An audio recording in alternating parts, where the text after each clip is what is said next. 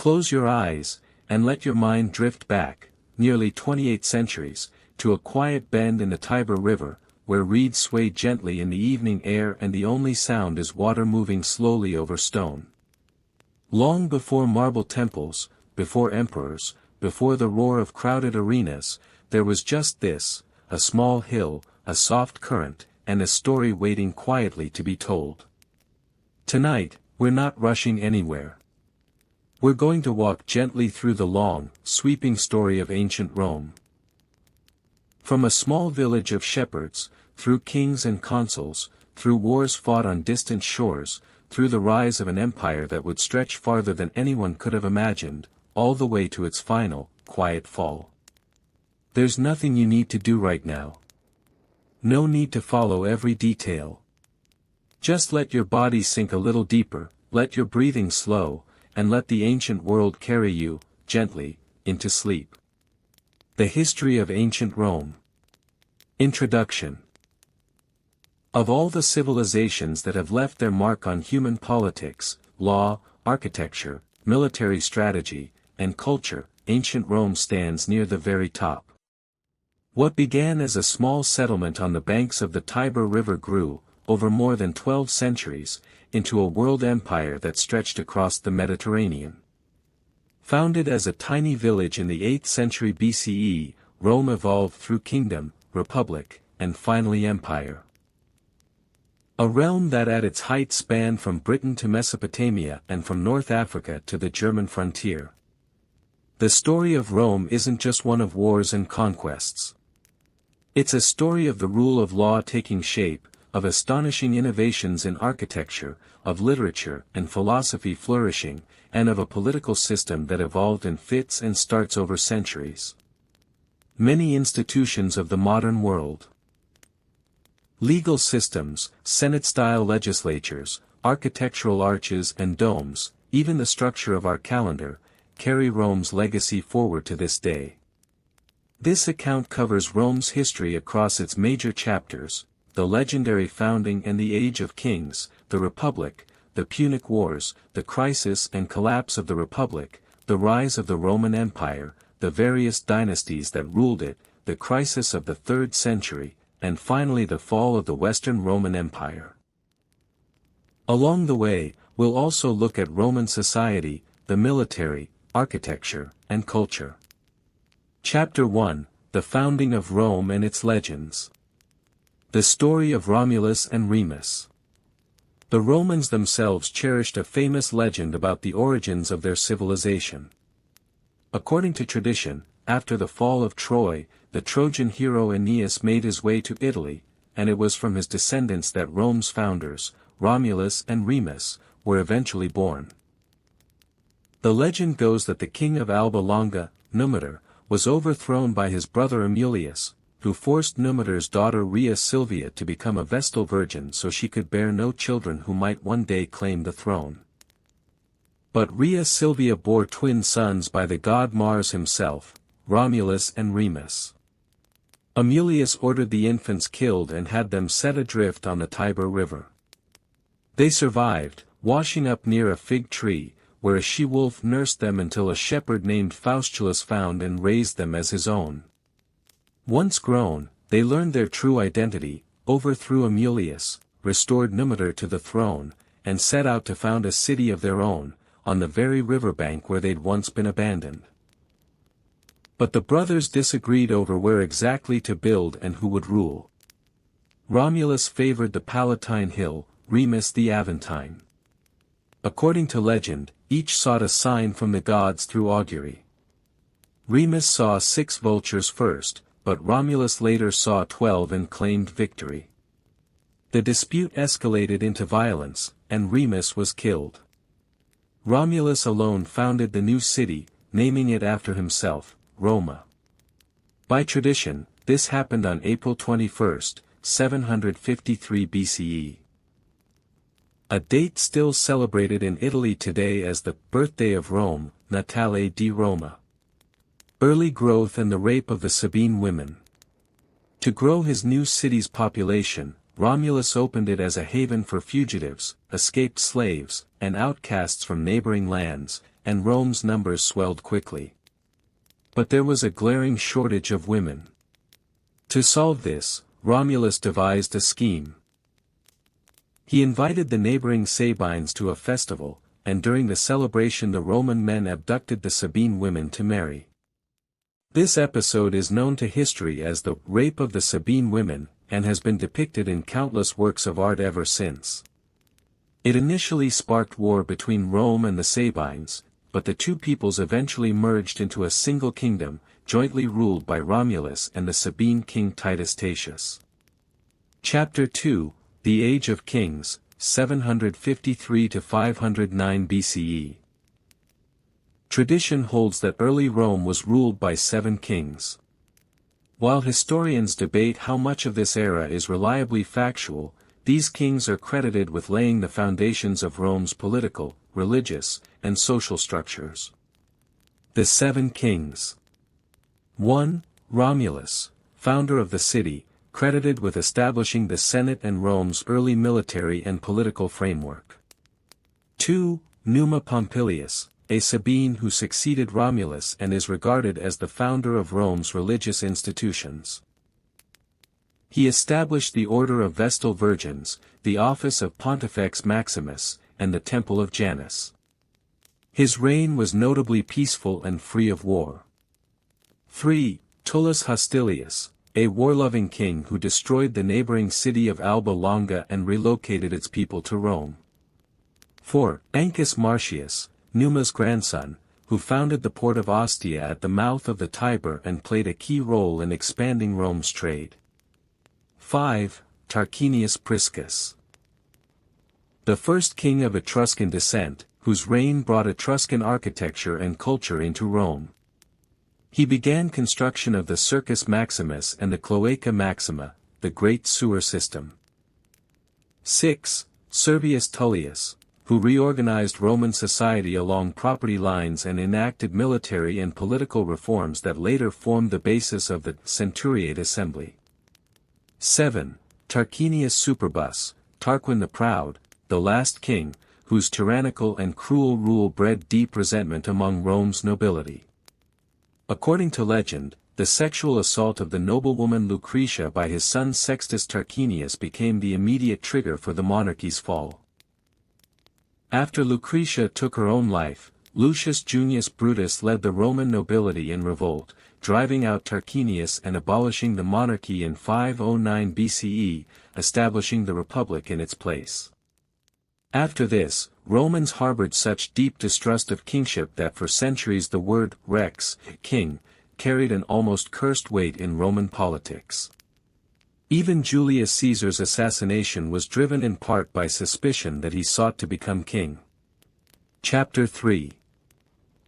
The founding of the Republic and its political structure. How the Republic was governed. After the monarchy fell in 509 BCE, the Romans built a system of government designed to prevent power from ever again concentrating in a single person's hands. Power was instead distributed across several institutions and offices. The system rested on 3 pillars. Consuls ***. Each year, citizens elected 2 consuls, who jointly held the highest executive authority.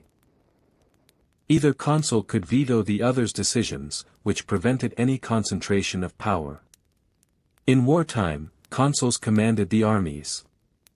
The Senate ***, originally a body representing the patrician aristocracy, though plebeians later gained entry, the Senate had no formal power to pass laws, but its advice and influence were enormous, especially over finances, foreign policy, and the conduct of war.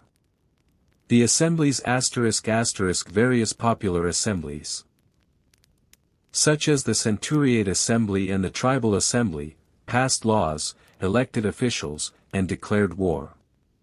There were also praetors, judicial officials, quaestors, financial officials, aediles, in charge of city administration, and censors, who oversaw the census and public morals, offices that an ambitious politician climbed in a fixed sequence known as the cursus honorum, the ladder of honors. The struggle between patricians and plebeians. In the early republic, power rested entirely with the patrician aristocracy, while ordinary citizens, the plebeians, were shut out of political life. This inequality fueled what's known as the conflict of the orders, a struggle that dragged on for nearly 2 centuries. In 494 BCE, the plebeians staged history's first recorded general strike of sorts. They withdrew en masse to the Aventine Hill, a tactic called the secessio plebis. Since most of Rome's soldiers were plebeians, this crippled both the economy and the army. Under this pressure, the patricians were forced to create a new office, the tribune of the plebs, whose holders could veto decisions by the Senate or consuls and whose person was protected by law from harm.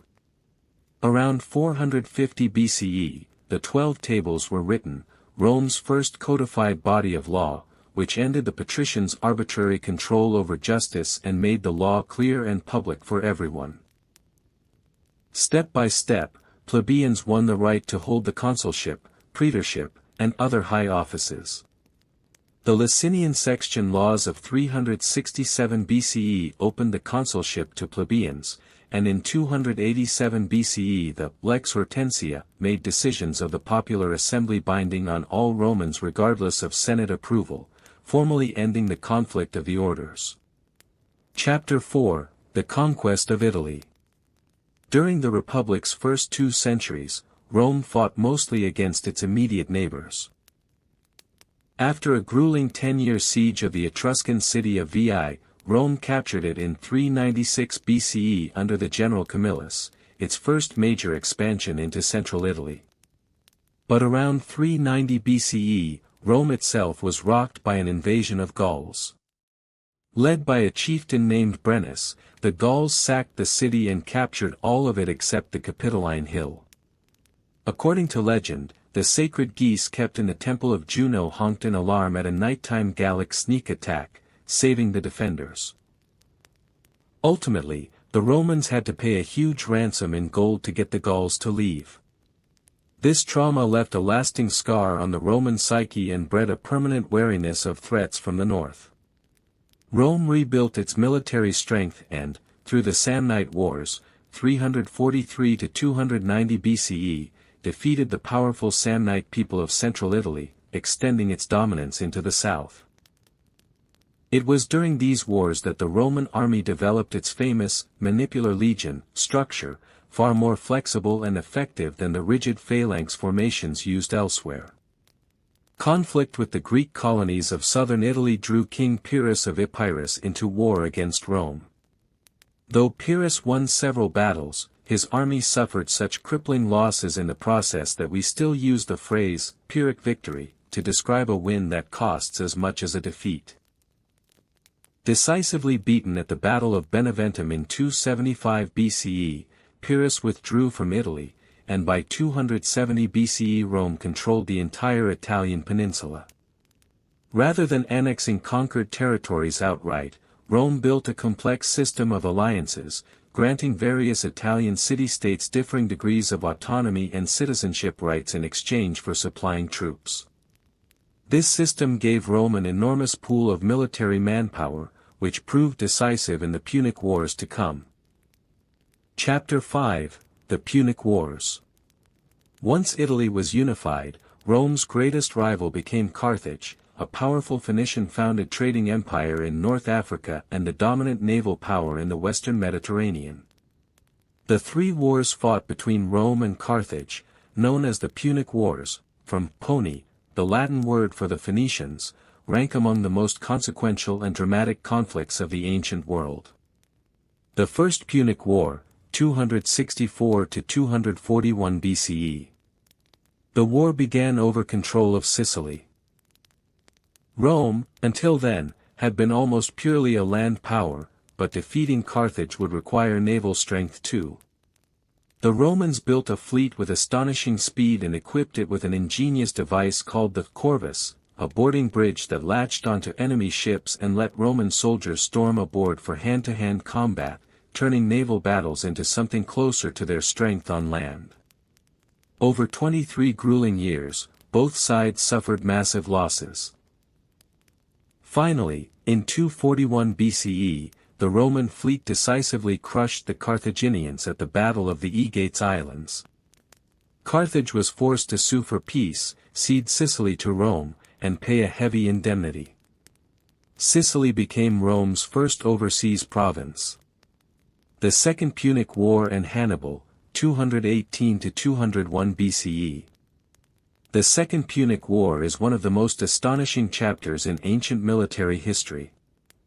The Carthaginian general Hannibal Barca, who, as a boy, had sworn eternal hatred of Rome at his father Hamilcar's side, marched a massive army, elephants included, from Spain across the Alps and straight into Italy, catching the Romans completely off guard. Once in Italy, Hannibal delivered one crushing defeat after another. Roman armies were shattered at the Trebia and at Lake Trasimene. But the most catastrophic blow came at the Battle of Cannae in 216 BCE, where Hannibal, despite being outnumbered, used a brilliant double envelopment maneuver to annihilate an entire Roman army. More than 50,000 Roman soldiers died in a single day, making it one of the bloodiest one-day battles in ancient history. That same encirclement tactic is still studied in military academies worldwide today as the Cannae maneuver. Even after the disaster at Cannae, Rome refused to surrender. The general Fabius Maximus adopted a strategy of avoiding pitched battle and instead wearing down Hannibal's supply lines and morale, the origin of the term, Fabian strategy, still used today for a war of patient attrition. Hannibal spent years in Italy but never managed to take Rome itself, lacking the siege equipment and the ability to break Rome's web of Italian alliances. Eventually, the Roman general Publius Cornelius Scipio, later known as Scipio Africanus, made the bold decision to carry the war directly to Carthage's home territory in Africa. This forced Hannibal to abandon Italy and return to defend his homeland.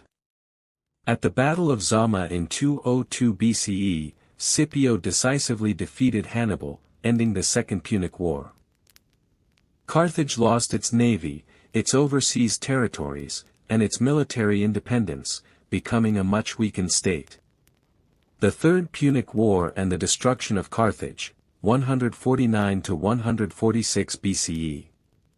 Even after its defeat, Carthage gradually rebuilt itself economically, which deeply alarmed the Roman senator Cato the Elder. He famously ended every speech he gave, regardless of the topic, with the words, "Carthago delenda est," Carthage must be destroyed.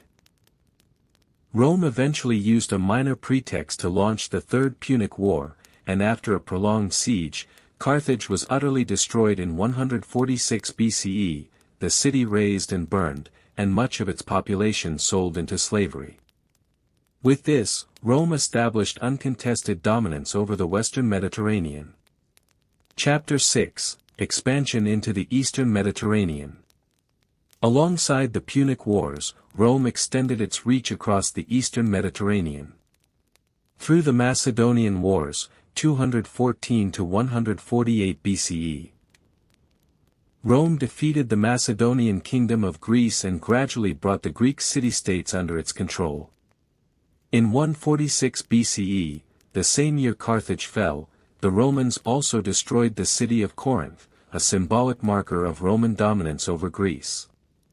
Rome then defeated King Antiochus III of the Seleucid Empire in Syria, extending its influence into Asia Minor. By the 1st century BCE, Rome effectively controlled Ptolemaic Egypt as well, even though Egypt remained formally independent for several more decades, until Octavian defeated Cleopatra and made Egypt a direct Roman province. This expansion brought enormous wealth, enslaved people, and Greek culture flooding into Rome. Greek philosophy, literature, art, and architecture deeply shaped Roman culture, even as Romans held on to their own practical, martial values. At the same time, the influx of slave labor transformed Roman agriculture.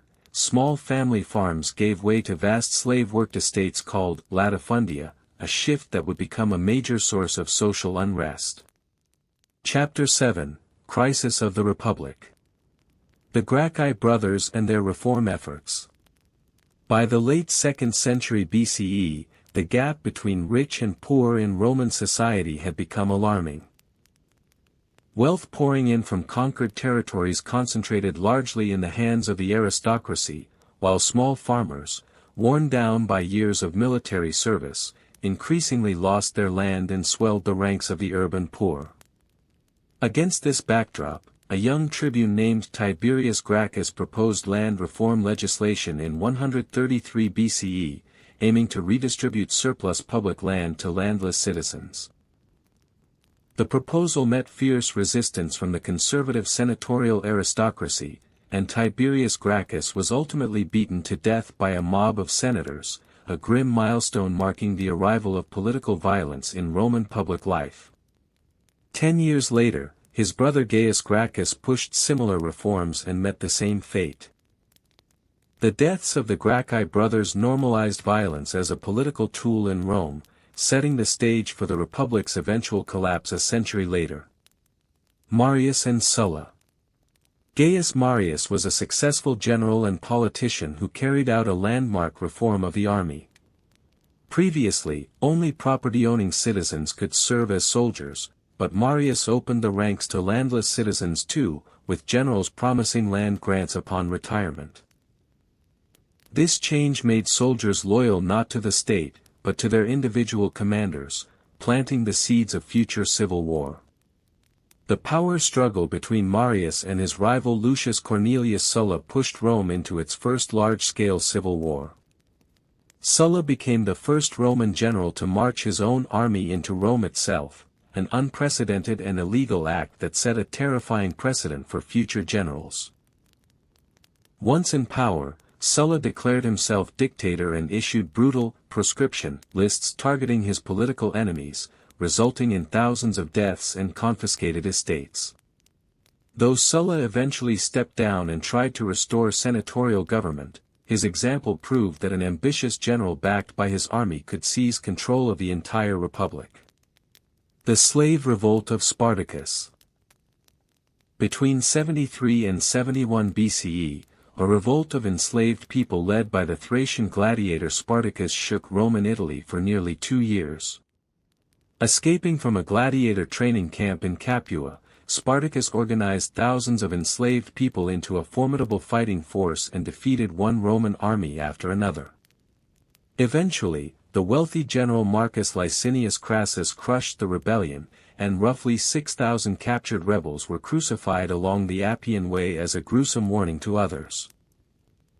The revolt laid bare both the deep cruelty of Roman slavery and the real possibility of organized resistance against it. Chapter 8, The First Triumvirate and Julius Caesar. The First Triumvirate. In 60 BCE, 3 powerful figures, Gaius Julius Caesar, Gnaeus Pompeius Magnus, Pompey the Great, and Marcus Licinius Crassus, formed an informal political alliance known to history as the First Triumvirate. Between them they combined popularity and political skill, military glory, and vast wealth, a combination that let them sidestep the Senate's traditional authority and effectively dominate Roman politics. The alliance was further cemented when Caesar married his daughter Julia to Pompey. The Conquest of Gaul. After his term as consul, Caesar was appointed governor of Gaul, roughly modern France and neighboring regions. And, between 58 and 50 BCE, conquered the entire region in a long and bloody campaign. During this war, the Gallic leader Vercingetorix led a major uprising, which Caesar crushed decisively at the Siege of Alesia, where he simultaneously besieged the city and built defenses against a relief army attacking from outside, a feat of military engineering still studied as one of history's most remarkable tactical achievements. The conquest of Gaul brought Caesar enormous wealth, a battle-hardened and fiercely loyal army, and immense popularity.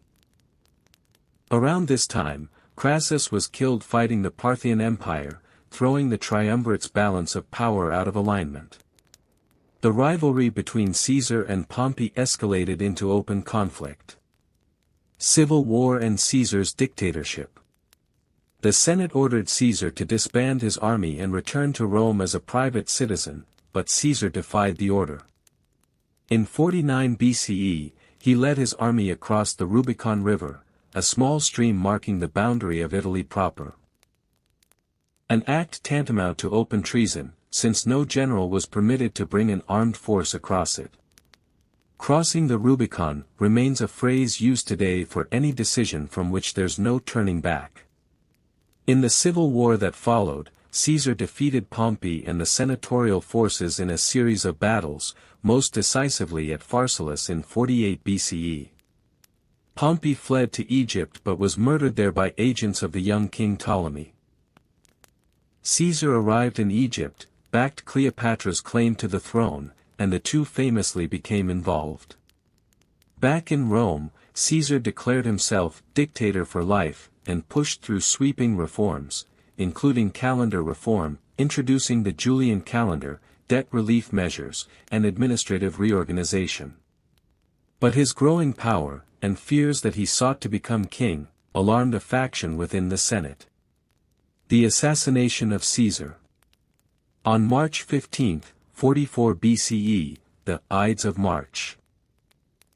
A group of roughly 60 senators, led by Marcus Junius Brutus and Gaius Cassius, stabbed Caesar to death in the Senate House. The conspirators believed Caesar's death would save the Republic, but instead it plunged Rome into even deeper civil war and ultimately hastened the very thing they'd hoped to prevent, the birth of the empire. Chapter 9, The Second Triumvirate and the Rise of Augustus. After Caesar's death, his close ally Mark Antony, his adopted son and heir Octavian, the future Augustus, and the general Lepidus formed the Second Triumvirate, this time an officially sanctioned power-sharing arrangement. They hunted down Caesar's assassins and defeated Brutus and Cassius at the Battle of Philippi in 42 BCE, both took their own lives on the battlefield. After the victory, the triumvirs divided the empire among themselves. Antony took the east, Octavian the west, and Lepidus received Africa. Lepidus was soon sidelined, and tensions escalated between Antony and Octavian, especially after Antony formed a close relationship with Cleopatra, Queen of Egypt. Octavian skillfully turned Roman public opinion against Antony, portraying him as a man corrupted by a foreign queen and drifting from Roman values. At the naval battle of Actium in 31 BCE, Octavian's general Marcus Agrippa decisively defeated the combined fleet of Antony and Cleopatra. The following year, when Octavian invaded Egypt, both Antony and Cleopatra took their own lives, and Egypt became a Roman province. With that, more than a century of civil war and political turmoil came to an end, and Octavian emerged as the sole master of the Roman world. Augustus and the founding of the empire. Octavian moved with great caution in consolidating power. He avoided the title king, since Romans still harbored deep distrust of monarchy. Instead, in 27 BCE the Senate granted him the title Augustus, the revered one, and he referred to himself simply as princeps, first citizen. Even though he in fact held supreme authority over the military, politics, and religion. In this way, while preserving the outward forms of republican institutions, Augustus effectively established a monarchical system known to history as the Principate. Augustus's long reign of more than 40 years, 27 BCE, 14 CE, ushered in the Pax Romana, or Roman peace, nearly 2 centuries of relative peace and prosperity across the empire. He reorganized the empire's administrative structure, established a standing professional army and the Praetorian Guard, oversaw a massive rebuilding of the city of Rome. In his own words, he found Rome a city of brick and left it a city of marble, and patronized literature and the arts. It was during this era that Virgil composed his celebrated epic, the Aeneid, which cast Rome's legendary origins and Augustus's rule as part of a divinely ordained destiny. Chapter 10. The Julio-Claudian dynasty. After Augustus, his adopted son Tiberius ascended the throne, beginning the Julio-Claudian dynasty, which lasted until 68 CE. Tiberius **, 14 to 37 CE, was a capable general, but in the later years of his reign he retreated to the island of Capri and left Rome's administration largely in the hands of his praetorian prefect, Sejanus, whose growing ambition eventually led to his execution. Caligula **, 37 to 41 CE. Was initially popular, but ancient historians describe his reign as descending into extreme tyranny and erratic cruelty. Many legendary stories surround him, though modern historians question how much of this account can be trusted. He was ultimately assassinated by his own Praetorian Guard. Claudius **, 41 to 54 CE, long dismissed as unfit for politics due to a physical disability, was placed on the throne with the Praetorian Guards backing and proved to be an able administrator. During his reign, in 43 CE, Roman forces invaded Britain and made it a new province of the empire. Nero **, 54 to 68 CE, the last Julio-Claudian emperor, remains a controversial and legend-shrouded figure. He was blamed for the catastrophic fire that swept Rome in 64 CE, though this remains historically uncertain, and is said to have scapegoated Christians for the fire, subjecting them to brutal persecution. Facing mounting unrest and military rebellion, Nero took his own life in 68 CE, ending the Julio-Claudian dynasty and plunging the empire into a year of political chaos remembered as the Year of the Four Emperors. Chapter 11, The Flavian Dynasty. Out of the chaos of the Year of the Four Emperors, the general Vespasian seized power and founded the Flavian dynasty, 69 to 96 CE. He restored the empire's finances and, through his son Titus, crushed the Jewish revolt, which culminated in the destruction of the Great Temple in Jerusalem in 70 CE, an event that left a profound mark on Jewish history. Vespasian's most famous achievement was beginning construction of the Colosseum, completed under his son Titus's reign, 79 to 81 CE. This massive amphitheater could hold roughly 50,000 spectators, who came to watch gladiatorial combat, staged animal hunts, and other popular entertainments. It was also during Titus's reign, in 79 CE, that Mount Vesuvius erupted catastrophically, burying the cities of Pompeii and Herculaneum in ash and lava, later preserved for archaeologists to uncover an extraordinarily detailed snapshot of everyday Roman life. After Titus, his brother Domitian, 81 to 96 CE, took the throne. He was a capable administrator, but his increasingly autocratic tendencies and hostility toward the Senate ultimately led to his assassination, ending the Flavian dynasty. Chapter 12, The Five Good Emperors. After Domitian's death, the Roman Empire entered what historians call a Golden Age, the era of the Five Good Emperors, 96 to 180 CE. Nerva, Trajan, Hadrian, Antoninus Pius, and Marcus Aurelius.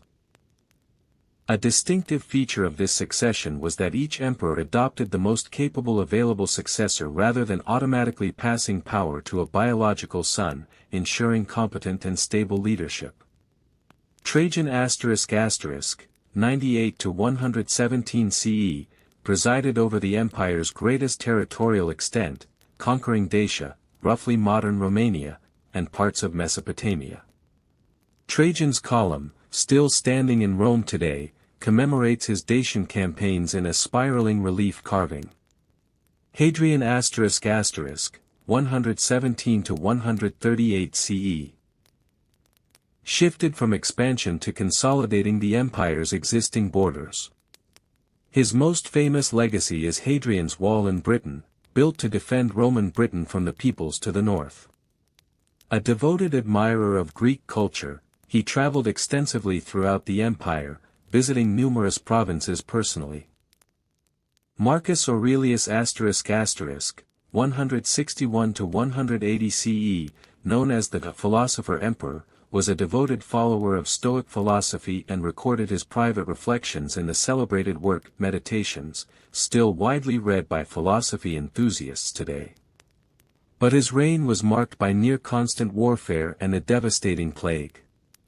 After his death, his son Commodus took the throne, whose incompetent and erratic rule ended the era of the good emperors and pushed the empire toward instability.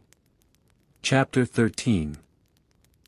The Crisis of the 3rd Century. Between 235 and 284 CE, the Roman Empire endured a period of severe turmoil that historians call the Crisis of the 3rd Century. In roughly 50 years, more than 50 different individuals claimed the imperial throne, most of them meeting violent ends. Multiple factors drove this crisis: relentless border wars, especially against the Sasanian Persian Empire and Germanic tribes. Economic collapse and inflation, devastating plague epidemics, and, crucially, the entrenchment of a pattern in which the army itself made and unmade emperors. For a time, the empire effectively split into 3 separate states: the breakaway Gallic Empire, in the west, the Central Roman Empire, and the Palmyrene Empire, in the east, led by Queen Zenobia. The empire was eventually reunified through the vigorous military campaigns of Emperor Aurelian, 270 to 275 CE, who earned the title Restorer of the World, Restitutor Orbis, for his efforts. Chapter 14, The Reforms of Diocletian and Constantine. Diocletian and the Tetrarchy. Ascending the throne in 284 CE, Emperor Diocletian drew lessons from the crisis of the 3rd century and carried out landmark reforms of the empire's administrative structure. Recognizing that a single ruler could no longer effectively govern such a vast realm, he introduced the Tetrarchy, or Rule of 4. Splitting the empire into eastern and western halves, each governed by a senior emperor, Augustus, and a junior emperor and designated successor, Caesar. He also overhauled the empire's finances, military structure, and price controls, and elevated the emperor's status to a more remote, almost divine authority modeled on Eastern monarchical traditions. Diocletian also launched the empire's most extensive and brutal persecution of Christians. Constantine and the Rise of Christianity. After Diocletian's retirement, the Tetrarchy collapsed into renewed power struggles, from which Constantine emerged victorious. Before defeating his rival Maxentius at the Battle of the Milvian Bridge in 312 CE, Constantine is said to have seen a sign of the cross in the sky and attributed his subsequent victory to the Christian god's favor. In 313 CE, he issued the Edict of Milan, establishing religious tolerance across the empire and granting Christianity official recognition. This set in motion the gradual rise of Christianity, after nearly 3 centuries of persecution, into the empire's dominant faith, a process completed under Emperor Theodosius in the late 4th century, when Christianity became the empire's official state religion. Another of Constantine's historic decisions was to rebuild the old Greek city of Byzantium as the empire's new capital, renamed Constantinople, the city of Constantine, in his honor. This decision shifted the empire's political and economic center of gravity eastward and laid the foundation for what would become the Eastern Roman, or Byzantine, Empire, which would outlast the fall of the Western Roman Empire by nearly 1,000 years. Chapter 15, The Fall of the Western Roman Empire. After Emperor Theodosius died in 395 CE, the empire split permanently into eastern and western halves, though in theory they remained 2 administrative divisions of the same empire. The eastern half, governed from Constantinople, remained prosperous and relatively stable, but the western half sank into escalating crisis. Throughout the 5th century, the Western Empire faced wave after wave of Germanic invasions. Pressure from the Huns advancing out of Central Asia, under their leader Attila, pushed the Goths, Vandals, and other Germanic peoples across the empire's borders, and over time they settled permanently within its territory.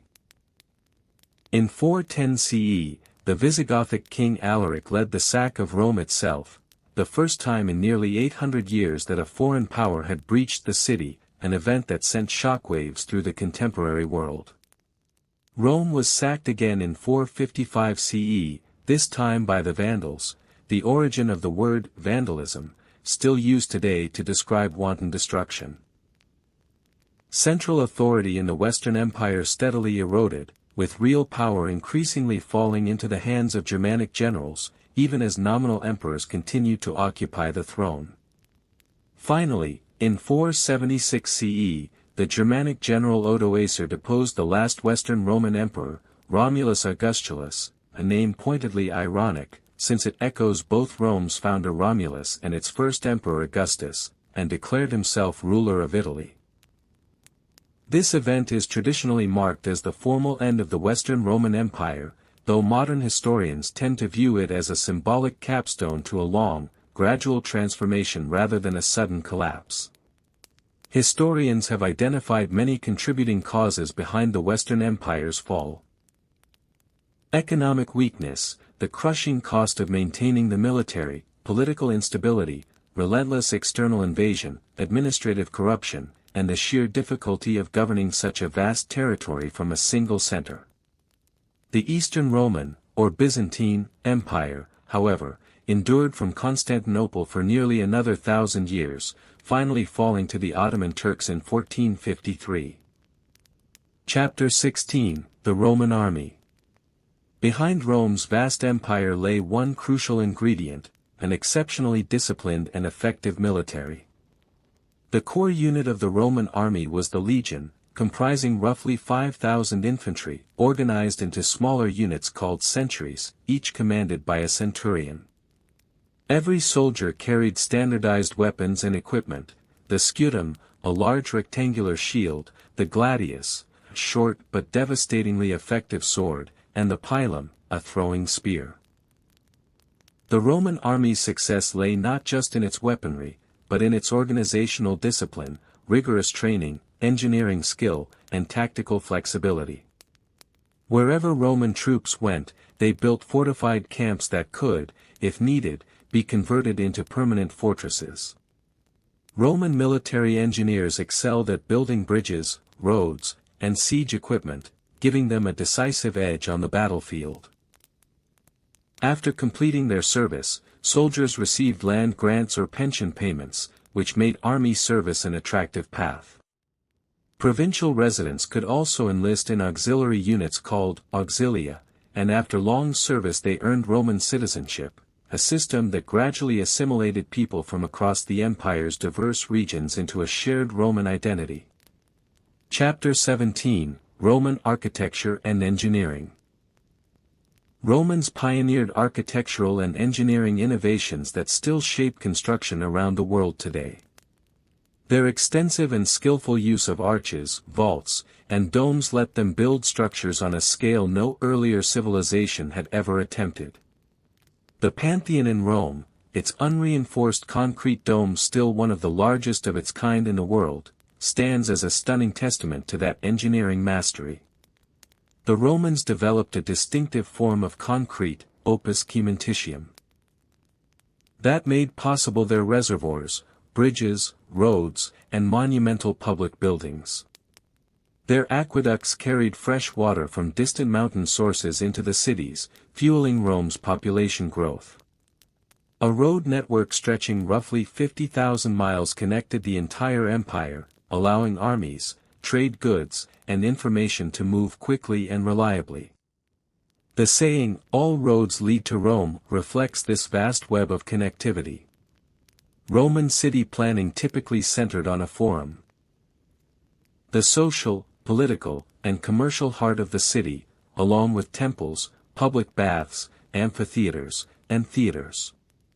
Roman baths served as far more than places to wash, they were vital social hubs where rich and poor alike came together. Chapter 18, Roman Law, Literature, and Philosophy. Roman Law. Rome's legal system laid the groundwork for many of the world's modern legal traditions, especially the civil law tradition of continental Europe. From the 12 Tables to Emperor Justinian's later Corpus Juris Civilis, Roman jurists developed sophisticated and coherent legal principles governing property, contracts, family relations, and crime. Even the foundational legal principle of presumption of innocence, that an accused person is presumed innocent until proven guilty, traces back to Roman law. Literature. Though deeply shaped by Greek influence, Roman literature developed its own distinct character. Virgil's epic The Aeneid, Ovid's Metamorphoses, the eloquent speeches and philosophical treatises of Cicero, the poetry of Horace, and the historical writings of Livy and Tacitus are regarded as cornerstones of the Western literary tradition. Cicero, statesman, lawyer, and philosopher all in one, set a standard of Latin prose that generations of European writers would treat as a model for centuries afterward. Philosophy. Rather than pioneering original philosophical systems, Romans contributed mainly by adopting Greek philosophy and putting it to practical use in everyday life. Stoicism, which emphasizes self-discipline, reason, and acceptance of fate, became especially popular among the Roman elite, most famously embodied in Emperor Marcus Aurelius's Meditations. Philosophers like Seneca and Epictetus also played key roles in developing Stoic thought. Conclusion. The history of ancient Rome is one of the great chapters of human civilization, the story of a tiny city-state transformed into one of the largest and longest-lasting empires the world has ever known. Rome's legacy is alive all around us today, in legal systems, in architecture, in language, Italian, French, Spanish, Portuguese, and Romanian all descend from Latin, in political institutions, and even in the calendar we still use. Rome's story teaches us how a society can endure for over 1,000 years through constant change, crisis, and adaptation, how political institutions form, evolve, and sometimes collapse, and how military power, economic prosperity, and cultural achievement are all deeply intertwined. From the legend of Romulus and Remus to the deposition of Romulus Augustulus, this long journey continues to captivate historians, writers, artists, and ordinary readers alike. The Olive Grove of Marcus Aurelius Faber. In the twilight years of the Roman Empire, in a quiet countryside villa outside the city of Pompeii, there lived a farmer named Marcus Aurelius Faber, whose family had tended olive groves upon these gentle hills for 3 generations. The villa stood modestly amid rows of ancient, twisted olive trees, their silver-green leaves rustling softly in the warm Mediterranean breeze that carried the scent of sea salt and sun-warmed earth. Marcus was 53 years old, his skin weathered deeply bronze from decades spent beneath the Italian sun, his hands strong and calloused from years of careful harvest. He had inherited the groves from his father, who had inherited them from his own father before that, each generation adding new trees along the hillside, understanding that olive trees rewarded patience, often requiring decades before reaching full, generous maturity. The nearby villages depended upon his harvest, farmers and merchants alike understanding that Marcus produced some of the finest oil in the entire region, prized for cooking, for lamps that lit homes through dark evenings, and for the ceremonial oils used in household shrines honoring the ancient gods. Marcus took quiet pride in this reputation, earned through decades of careful, unhurried cultivation. That particular autumn, the harvest had proven especially abundant, branches heavy with dark, ripening olives ready for careful picking. Marcus rose each morning before dawn, walking among his trees with practiced ease, directing his workers gently, understanding that rushed harvesting damaged both fruit and future yield, patience being the olive farmer's most essential virtue. His son, a young man of 20, worked alongside him, gradually learning the subtle signs that indicated proper ripeness, the careful pressing techniques passed down through generations, the patient waiting required before oil reached its finest quality. Marcus taught steadily, remembering his own father's careful instruction beneath these same ancient branches decades before. In the cooling evening hours, after the day's harvest concluded, Marcus would walk slowly among his groves, watching golden evening light filter through silver leaves, listening to distant sounds of sheep bells and cicadas singing their gentle evening chorus across the sun-warmed hillside. He often paused near the oldest tree, planted by his grandfather generations earlier, its gnarled trunk twisted by decades of Mediterranean winds, yet still producing fruit each autumn with remarkable, faithful generosity. Marcus felt deeply connected to this ancient rhythm, understanding himself as merely one caretaker within a much longer, patient continuity. As evening settled fully over the countryside, stars emerging above darkening hills, Marcus would return to his modest villa, sharing simple bread, cheese, and wine with his family, grateful for another day's meaningful, honest labor beneath skies. In the bustling port town of Ostia near ancient Rome, there lived a baker named Quintus Aemilius Bulbus, whose small bakery near the harbor had supplied bread to sailors, merchants, and dockworkers for nearly 28 years. His stone oven, built by his father decades earlier, radiated steady warmth throughout the modest shop, filling the narrow street outside with the comforting scent of fresh bread each morning. Quintus was 50 years old, his forearms strong from years kneading heavy dough, his hands quick and sure shaping loaves that fed the constant stream of travelers passing through this vital Roman port. He had learned baking from his father, who had established the shop generations earlier, understanding that Ostia's busy harbor demanded reliable, honest bread day after day without fail.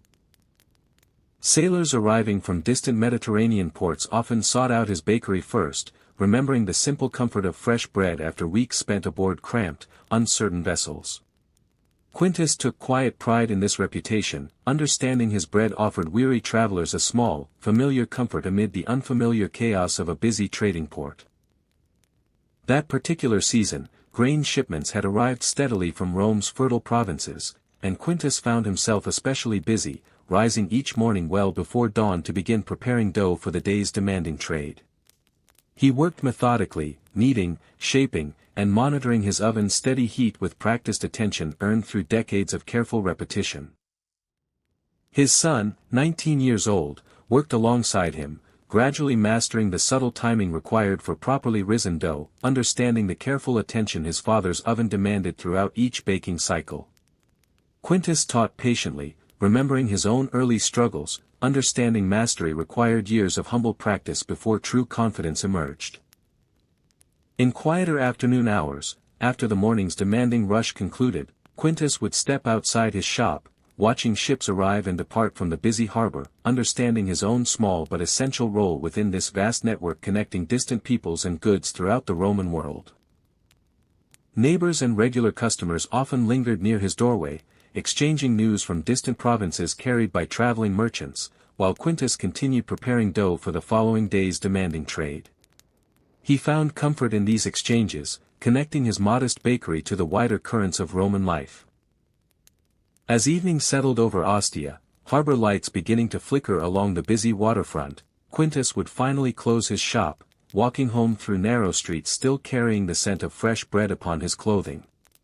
That night, resting peacefully, Quintus felt the deep satisfaction of essential, honest work faithfully performed. Tomorrow, he would rise again before dawn, continuing steady labor that nourished travelers from across the Roman world. The Bath Keeper of Baiae. In the seaside resort town of Baiae along the beautiful Campanian coast, there lived a bath keeper named Titus Aelius Nerva, whose modest public baths had welcomed weary travelers and local residents alike for nearly 24 years. The stone building stood near warm natural springs, steam rising gently from pools that had drawn visitors to this coastal town for generations before his own lifetime. Titus was 46 years old, his movements calm and unhurried as he moved between the various rooms of his modest establishment, understanding the careful maintenance required to keep water properly heated, floors swept, and towels freshly laundered for the steady stream of visitors seeking relaxation and gentle conversation. He had inherited the baths from his uncle, learning gradually the countless small responsibilities such an establishment demanded. Local residents relied upon his baths not merely for cleanliness, but as a gathering place where news traveled freely, friendships deepened, and the day's burdens temporarily lifted amid warm water and pleasant company. Titus took quiet pride in maintaining this essential community space, understanding its importance extended well beyond simple bathing. That particular season, visitors had increased considerably as wealthy Romans traveled from the city seeking Baiae's famous warm springs and pleasant coastal air. Titus worked long hours ensuring his modest baths remained welcoming despite increased demand, understanding his reputation depended entirely upon consistent, careful attention to every visitor's comfort. His nephew, 18 years old, assisted him daily, gradually learning the countless small tasks required to maintain proper water temperature, cleanliness, and the welcoming atmosphere visitors expected. Titus taught patiently, remembering his own early uncertainty before gradually understanding the quiet satisfaction such service could provide. In quieter morning hours, before visitors fully arrived, Titus would walk through his baths, checking each pool carefully, ensuring everything remained properly prepared, taking a moment to appreciate steam rising gently against morning light filtering through high windows. As evening settled over Baiae, the day's visitors gradually departing toward nearby lodgings, Titus would close his baths carefully, extinguishing lamps, ensuring proper security before finally retiring to his modest quarters nearby.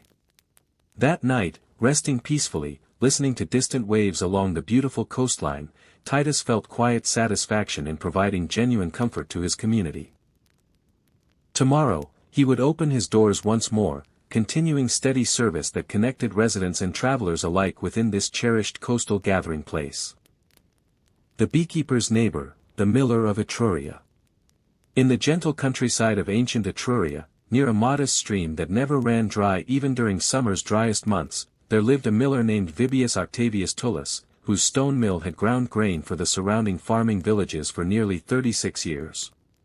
The great wooden waterwheel turned steadily against the current, powering millstones his grandfather had installed generations before his own birth. Vibius was 57 years old, his hair dusted permanently with fine flour, his shoulders strong from decades hauling heavy sacks of grain between wagons and his mill's upper floors. He had learned the trade from his father, who had learned from his own father, each generation maintaining careful attention to quality that farming families throughout the region depended upon completely. Local farmers arrived regularly with wagon loads of wheat and barley, waiting patiently while Vibius ground their grain into flour, exchanging news and friendly conversation as his mill's steady rhythm filled the surrounding countryside air. He knew every farming family within walking distance, understood which fields produced particularly fine grain, which years brought hardship or abundance. That particular season, harvest had proven especially bountiful following favorable weather throughout the growing months, and Vibius found himself especially busy, ensuring every farmer's grain received careful, proper processing. He worked long hours, understanding that flour quality directly affected bread that would sustain families throughout the coming winter season. His son, 20 years old, worked alongside him daily, gradually learning the mill's careful mechanisms, understanding the delicate balance required to produce consistent, quality flour without wasting precious grain through careless handling. Vibius taught steadily, finding deep satisfaction watching genuine understanding develop within his son. In quieter evening hours, after the final wagon departed for the day, Vibius would walk along the streambank near his mill, listening to water rushing steadily past his great wheel, feeling the particular peace that came from watching his family's inherited work continue faithfully forward through another generation. As darkness settled over the Etrurian countryside, Vibius would close his mill's heavy wooden doors, walking homeward beneath emerging stars, his body tired but his heart content with purposeful, essential labor completed.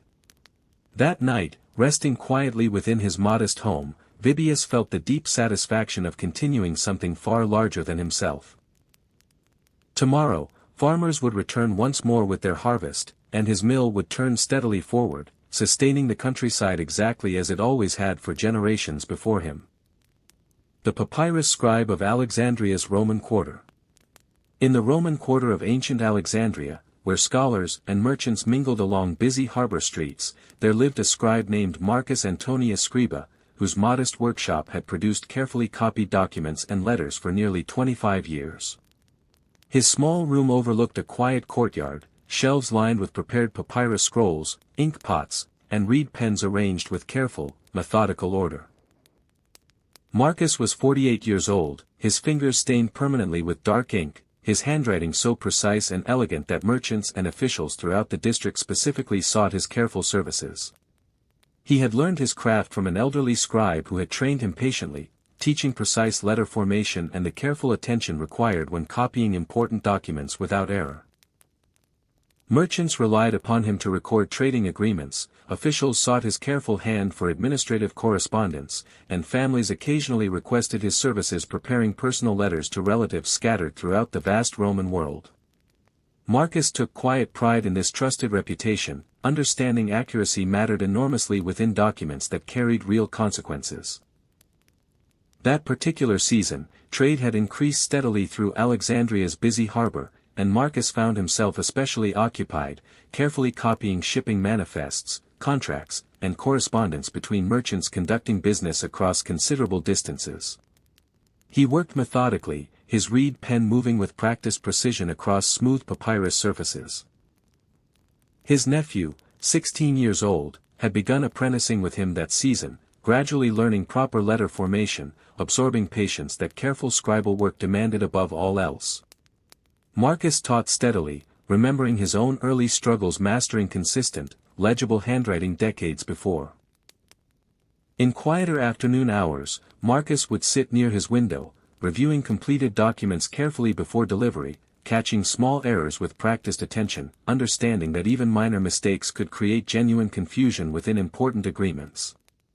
As evening settled over Alexandria's Roman quarter, Marcus would carefully store his prepared documents, cleaning his reed pens methodically, preparing everything for the following day's continued, demanding work.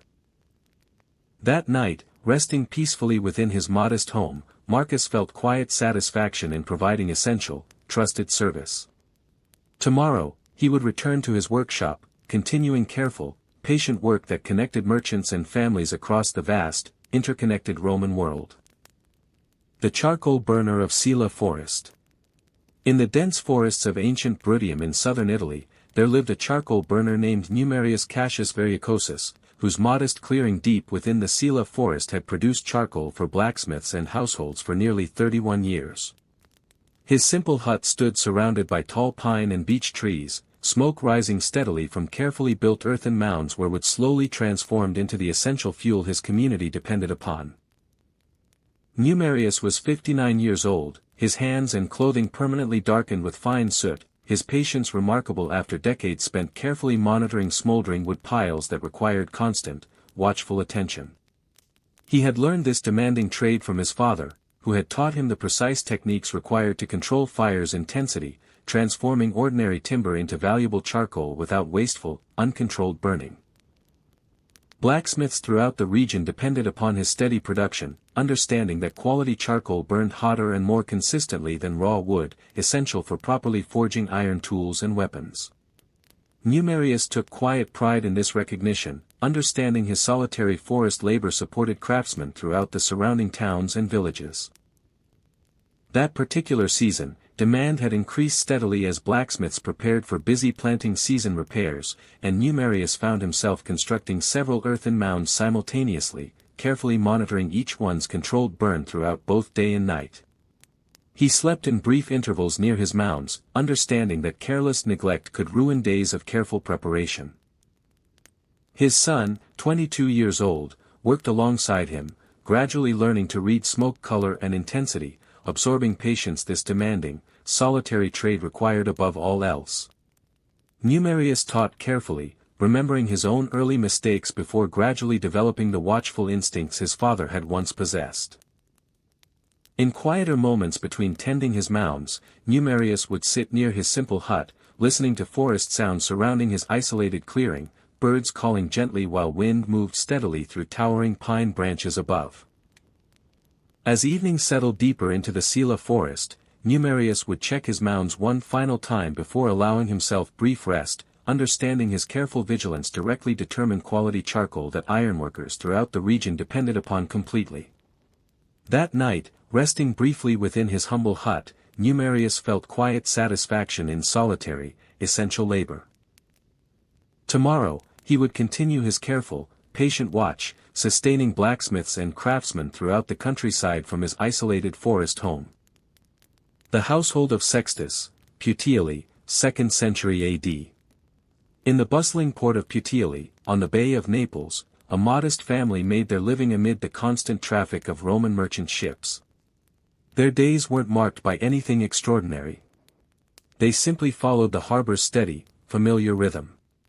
Sextus Aurelius worked as a warehouse keeper, responsible for tracking amphorae of wine and oil stored in long stone buildings near the docks before they were shipped onward to Rome. The work was methodical rather than exciting. Each morning, he checked seals on the amphorae, recorded quantities on wax tablets, and confirmed nothing had been damaged or tampered with overnight. Some days brought new shipments. Other days were spent simply maintaining existing records. His wife, Claudia, ran their household according to the harbor's unpredictable pace. When large fleets arrived from Hispania or Gaul, Sextus worked longer hours, and Claudia adjusted the family's routine, keeping food ready whenever he finally returned home.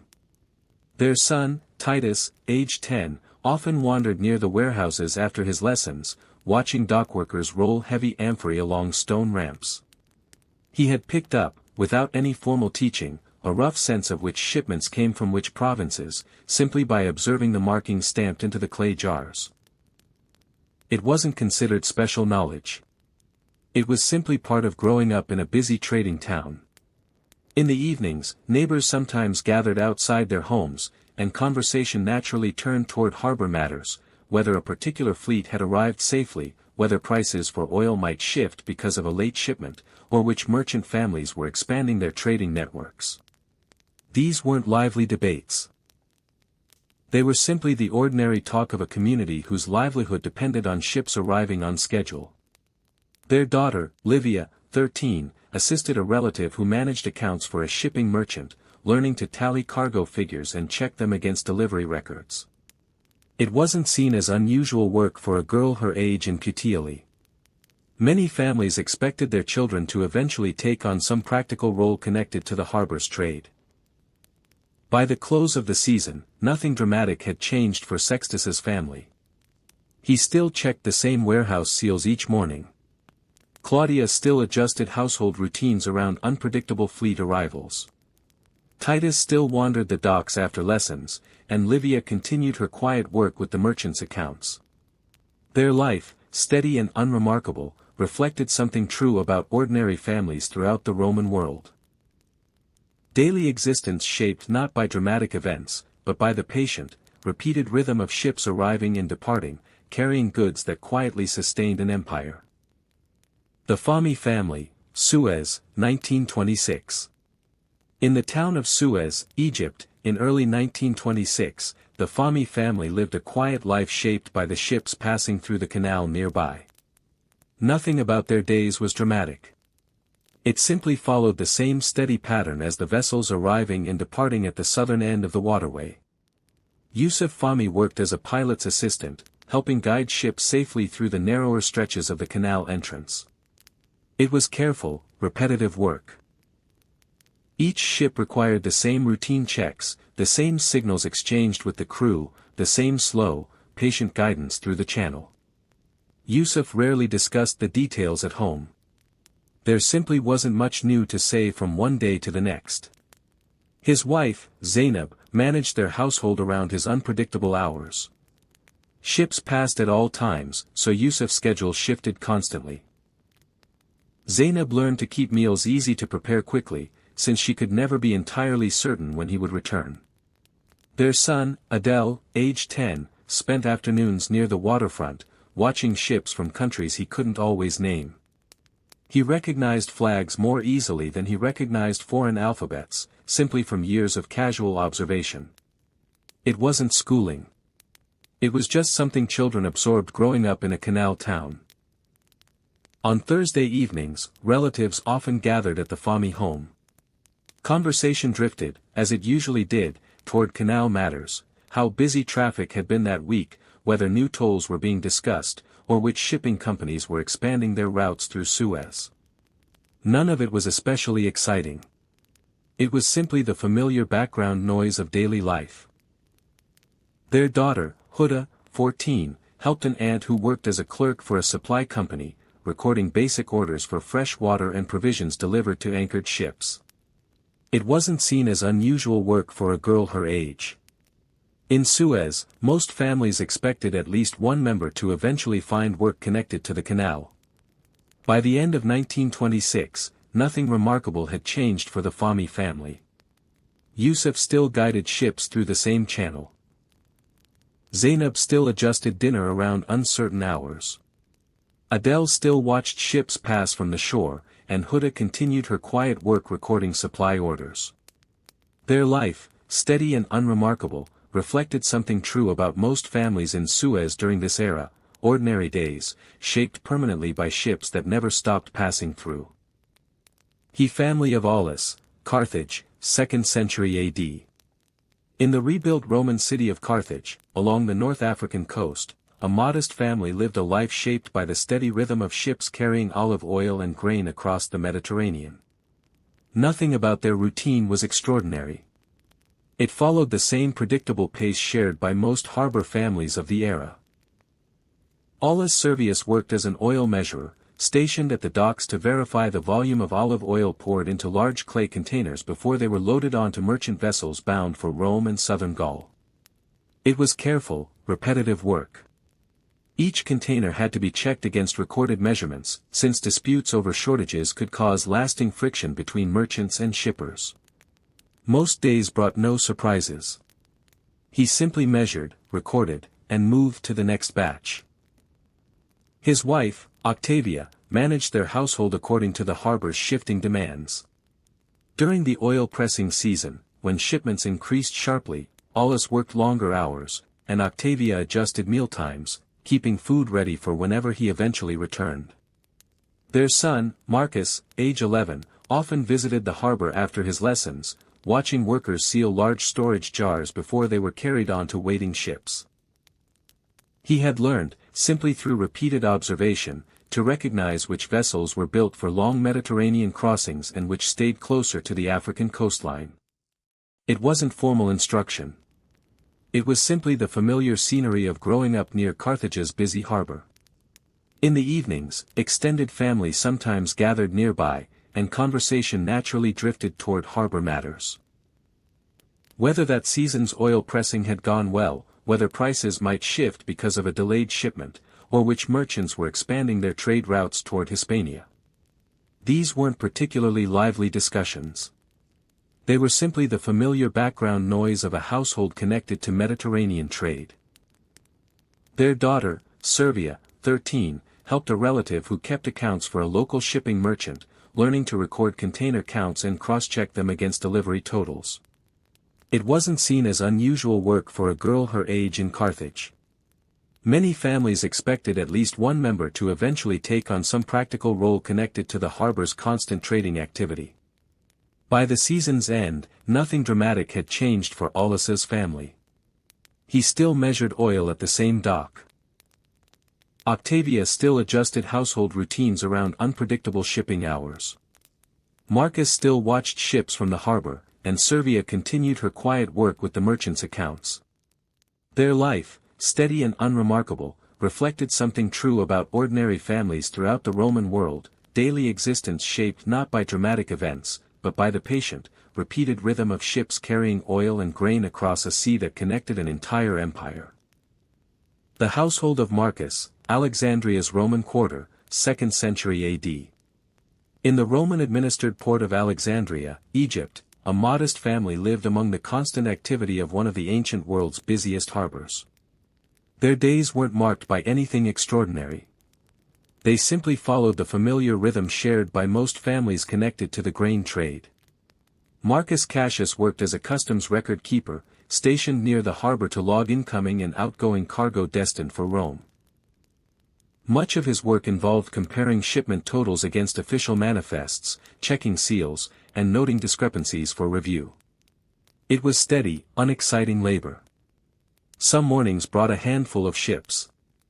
During the height of the grain shipping season, dozens might arrive within days of each other, each requiring the same careful documentation. His wife, Cornelia, ran their household according to the harbor's demanding schedule. When the grain fleet departed for Rome, Marcus often worked long hours finalizing records, and Cornelia adjusted the household's routine, preparing meals that could wait until his uncertain return. Their son, Quintus, aged 12, frequently visited the harbor after his studies, watching laborers load enormous grain ships bound for Ostia. He had come to recognize, simply through years of casual observation, which vessels were built for long voyages and which were smaller coastal ships used for shorter trips along the Egyptian coast. It wasn't formal knowledge. It was simply the everyday backdrop of growing up near Alexandria's harbor. In the evenings, relatives sometimes gathered for a modest meal, and conversation naturally turned toward harbor matters. Whether the grain fleet had departed on schedule, whether prices might shift in Rome because of a delayed shipment, or which officials were overseeing that season's customs inspections. These weren't particularly lively discussions. They were simply the ordinary talk of a household whose livelihood depended on the empire's grain supply moving smoothly. Their daughter, Claudia, 14, assisted a relative who managed records for a shipping association, learning to organize cargo tallies and cross-check them against customs entries. It wasn't seen as unusual work for a girl her age in Alexandria. Many families expected their children to eventually take on some practical role connected to the harbor's constant administrative demands. By the season's end, nothing dramatic had changed for Marcus's family. He still logged shipments at the same customs post. Cornelia still adjusted household routines around unpredictable fleet departures. Quintus still watched ships from the harbor, and Claudia continued her quiet work organizing cargo records. Their life, steady and unremarkable, reflected something true about ordinary families throughout the Roman world, daily existence shaped not by dramatic events, but by the patient, repeated rhythm of grain ships arriving and departing. The household of Titus, Massilia, 2nd century AD. In the Greek-founded, Roman-administered port of Massilia, along the southern coast of Gaul, a modest family lived a life shaped by the steady arrival of ships carrying wine, pottery, and tin from distant provinces. Nothing about their days was extraordinary. It followed the same familiar rhythm shared by most harbor families of the era. Titus Cornelius worked as a customs assistant, stationed near the docks to record incoming shipments and calculate the tolls owed on goods entering the harbor. It was steady, unglamorous work. Each vessel required the same careful process, checking cargo against declared manifests, calculating duties, and recording totals on wax tablets. Some days brought only a few ships. Other days, when fleets arrived together after favorable winds, the harbor grew crowded and the work stretched well into the evening. His wife, Aurelia, ran their household according to the harbor's unpredictable pace. When multiple ships arrived at once, Titus often worked late, and Aurelia adjusted the household's routine, preparing simple meals that could wait until his uncertain return. Their son, Gaius, aged 10, frequently visited the harbor after lessons, watching dockworkers unload amphorae of wine and bundles of raw tin brought down from inland mining regions. He had come to recognize, simply through years of casual observation, which ships arrived from Hispania and which came from ports closer along the Gallic coast. It wasn't formal knowledge. It was simply the ordinary scenery of growing up near Massilia's harbor. In the evenings, relatives sometimes gathered for a modest meal, and conversation naturally turned toward harbor matters, whether that week's shipments had cleared customs smoothly, whether tin prices might shift because of a delayed delivery, or which merchants were expanding trade routes further inland. These weren't especially lively discussions. They were simply the familiar talk of a household connected to the harbor's constant activity. Their daughter, Cornelia, 13, assisted a relative who managed accounts for a local trading house, learning to tally cargo figures and cross-check them against customs records. It wasn't considered unusual work for a girl her age in Massilia. Many families expected their children to eventually take on some practical role connected to the harbor's steady commerce. By the season's end, nothing dramatic had changed for Titus's family. He still recorded shipments at the same customs post. Aurelia still adjusted household routines around unpredictable arrivals. Gaius still watched ships from the harbor, and Cornelia continued her quiet work with the trading house's accounts. Their life, steady and unremarkable, reflected something true about ordinary families throughout the Roman world, daily existence shaped not by dramatic events, but by the patient, repeated rhythm of ships arriving and departing, quietly connecting. The family of Lucius, Ravenna, 2nd century AD. Along the marshy coast of Ravenna, home to one of Rome's important naval and merchant harbors, a modest family lived a life shaped by the steady arrival and departure of ships. Nothing about their existence was remarkable. It simply followed the same predictable rhythm shared by most harbor families of the era. Lucius Fabricius worked as a rope and rigging inspector, checking the cordage on merchant vessels before they departed for ports along the Adriatic coast. It was careful, unglamorous work. Each rope had to be examined for fraying or weakness, since a single failure at sea could endanger an entire crew. Most days brought no surprises at all. He simply inspected, approved, and moved on to the next ship. His wife, Fabia, managed their household according to the harbor's shifting demands. When naval vessels required urgent repairs, Lucius's hours stretched unpredictably, and Fabia adjusted the household rhythm, keeping meals simple and easy to prepare whenever he finally returned. Their son, Gaius, age 11, spent afternoons near the harbor, watching sailors coil heavy ropes and repair torn sails. He had learned, simply through repeated observation, to recognize the difference between naval vessels and ordinary merchant ships, based on their size and construction. It wasn't formal education. It was simply the everyday scenery of growing up in a harbor town. In the evenings, extended families sometimes gathered nearby, and conversation often drifted toward harbor matters, whether a particular merchant fleet had returned safely, whether new shipbuilders were settling in Ravenna, or which naval officials were overseeing repairs that season. These weren't especially exciting discussions. They were simply the familiar background noise of a household connected to maritime trade and naval activity alike. Their daughter, Fabricia, 13, helped a neighbor who supplied canvas and cordage to shipbuilders, learning to measure lengths of rope and record basic transactions. It wasn't considered unusual work for a girl her age in Ravenna. Many families expected at least one member to eventually contribute to the harbor's constant demand for maintenance and supplies. By the season's end, nothing dramatic had changed for Lucius's family. He still inspected ropes at the same docks. Fabia still adjusted household routines around unpredictable naval demands. Gaius still watched ships from the shore, and Fabricia continued her quiet work measuring cordage for local shipbuilders. Their life, steady and unremarkable, reflected something true about ordinary families throughout the Roman world. Daily existence shaped not by dramatic events, but by the patient, repeated rhythm of ships being maintained, loaded, and sent back out to sea. The family of Publius, Corinth, 2nd century AD. In the busy Roman colony of Corinth, positioned between two seas and two harbors, a modest family lived a life shaped by the constant transfer of goods across the narrow isthmus. Nothing about their days was extraordinary. It simply followed the familiar rhythm shared by most families connected to the region's overland shipping trade. Publius Antonius worked as a dialco's attendant, helping manage the stone trackway used to haul smaller ships and cargo overland between the Gulf of Corinth and the Saronic Gulf, avoiding the long and dangerous voyage around the Peloponnese. It was physically demanding, repetitive work. Teams of oxen pulled loaded wagons along the grooved stone track, and Publius's job involved coordinating timing, checking cargo securement, and recording which shipments passed through each day. His wife, Domitia, managed their household according to the isthmus traffic's shifting pace.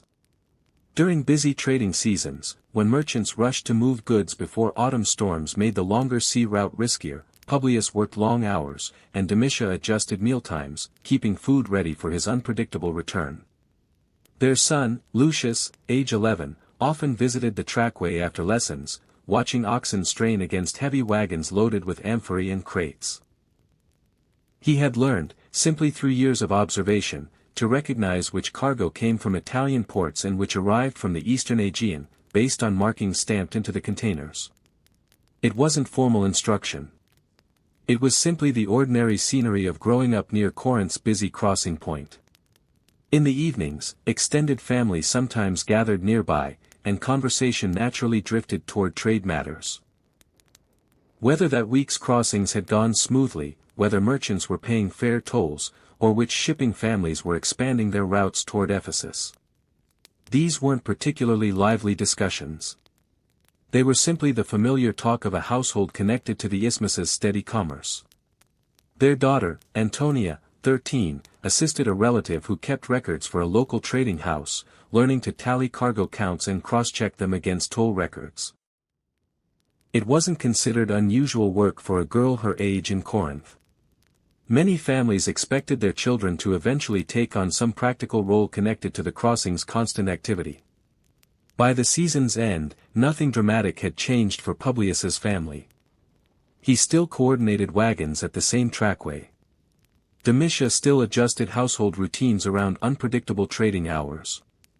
Lucius still watched cargo pass by, and Antonia continued her quiet work with the trading house's records.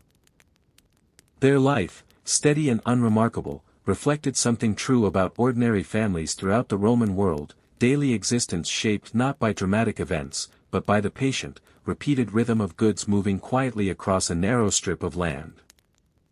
Near the mouth of the Orontes River, in the harbor town of Seleucia Pieria that served the great inland city of Antioch, a modest family lived a life shaped by the steady flow of ships carrying goods between Syria and Rome.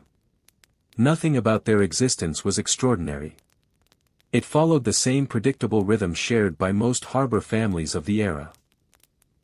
Decimus Julianus worked as a harbor registrar, stationed at the docks to record which ships arrived, what they carried, and where their cargo was ultimately headed. It was careful, unglamorous work. Some ships carried silk and spices arriving overland from further east before being loaded for the final sea voyage. Others carried simpler goods, pottery, glassware, dried fruit. Each required the same steady documentation, regardless of how exotic or ordinary the cargo happened to be. His wife, Julia, managed their household according to the harbor's shifting demands. During busy trading months, Decimus often worked late into the evening finishing his records, and Julia adjusted the household routine, keeping meals simple and ready whenever he finally returned. Their son, Marcus, aged 12, frequently visited the harbor after lessons, watching laborers unload crates from ships that had sailed from distant ports. He had come to recognize, simply through repeated observation, certain markings that indicated goods arriving from Alexandria versus those coming from smaller ports along the Syrian coast. It wasn't formal knowledge. It was simply the everyday scenery of growing up near a busy trading harbor. In the evenings, extended families sometimes gathered nearby, and conversation naturally turned toward harbor matters. Whether that week's shipments had cleared registration smoothly, whether prices for silk might shift because of a delayed caravan, or which merchant families were expanding trade further along the coast. These weren't especially lively discussions. They were simply the familiar talk of a household connected to the region's steady commerce.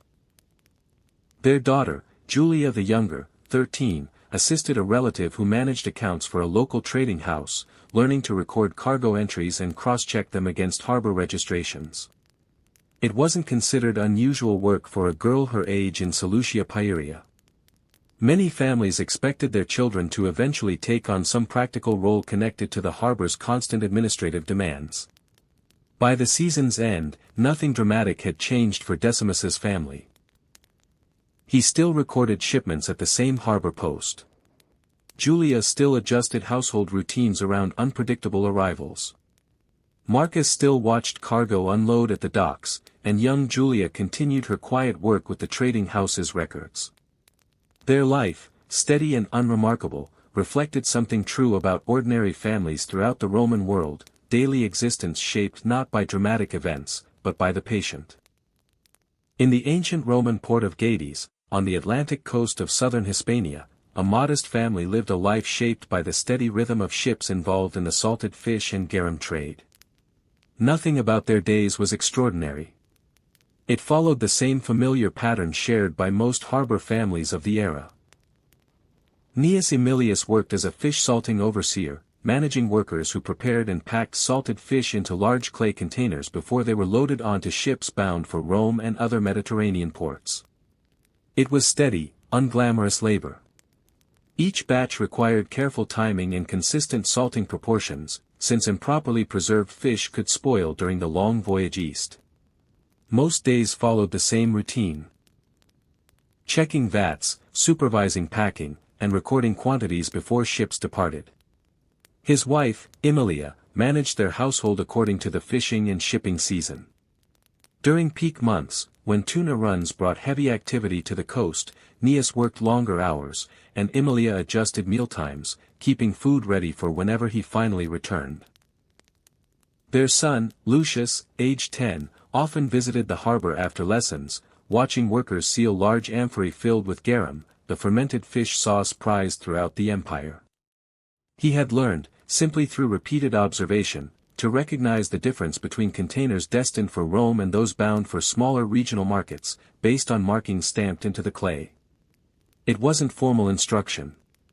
It was simply the ordinary scenery of growing up near a busy fish processing harbor. In the evenings, extended families sometimes gathered nearby, and conversation naturally turned toward harbor matters, whether that season's tuna catch had been strong, whether prices for garum might rise because of a delayed shipment, or which merchant families were expanding trade toward Italy. These weren't especially lively discussions. They were simply the familiar talk of a household connected to the coast's steady commerce.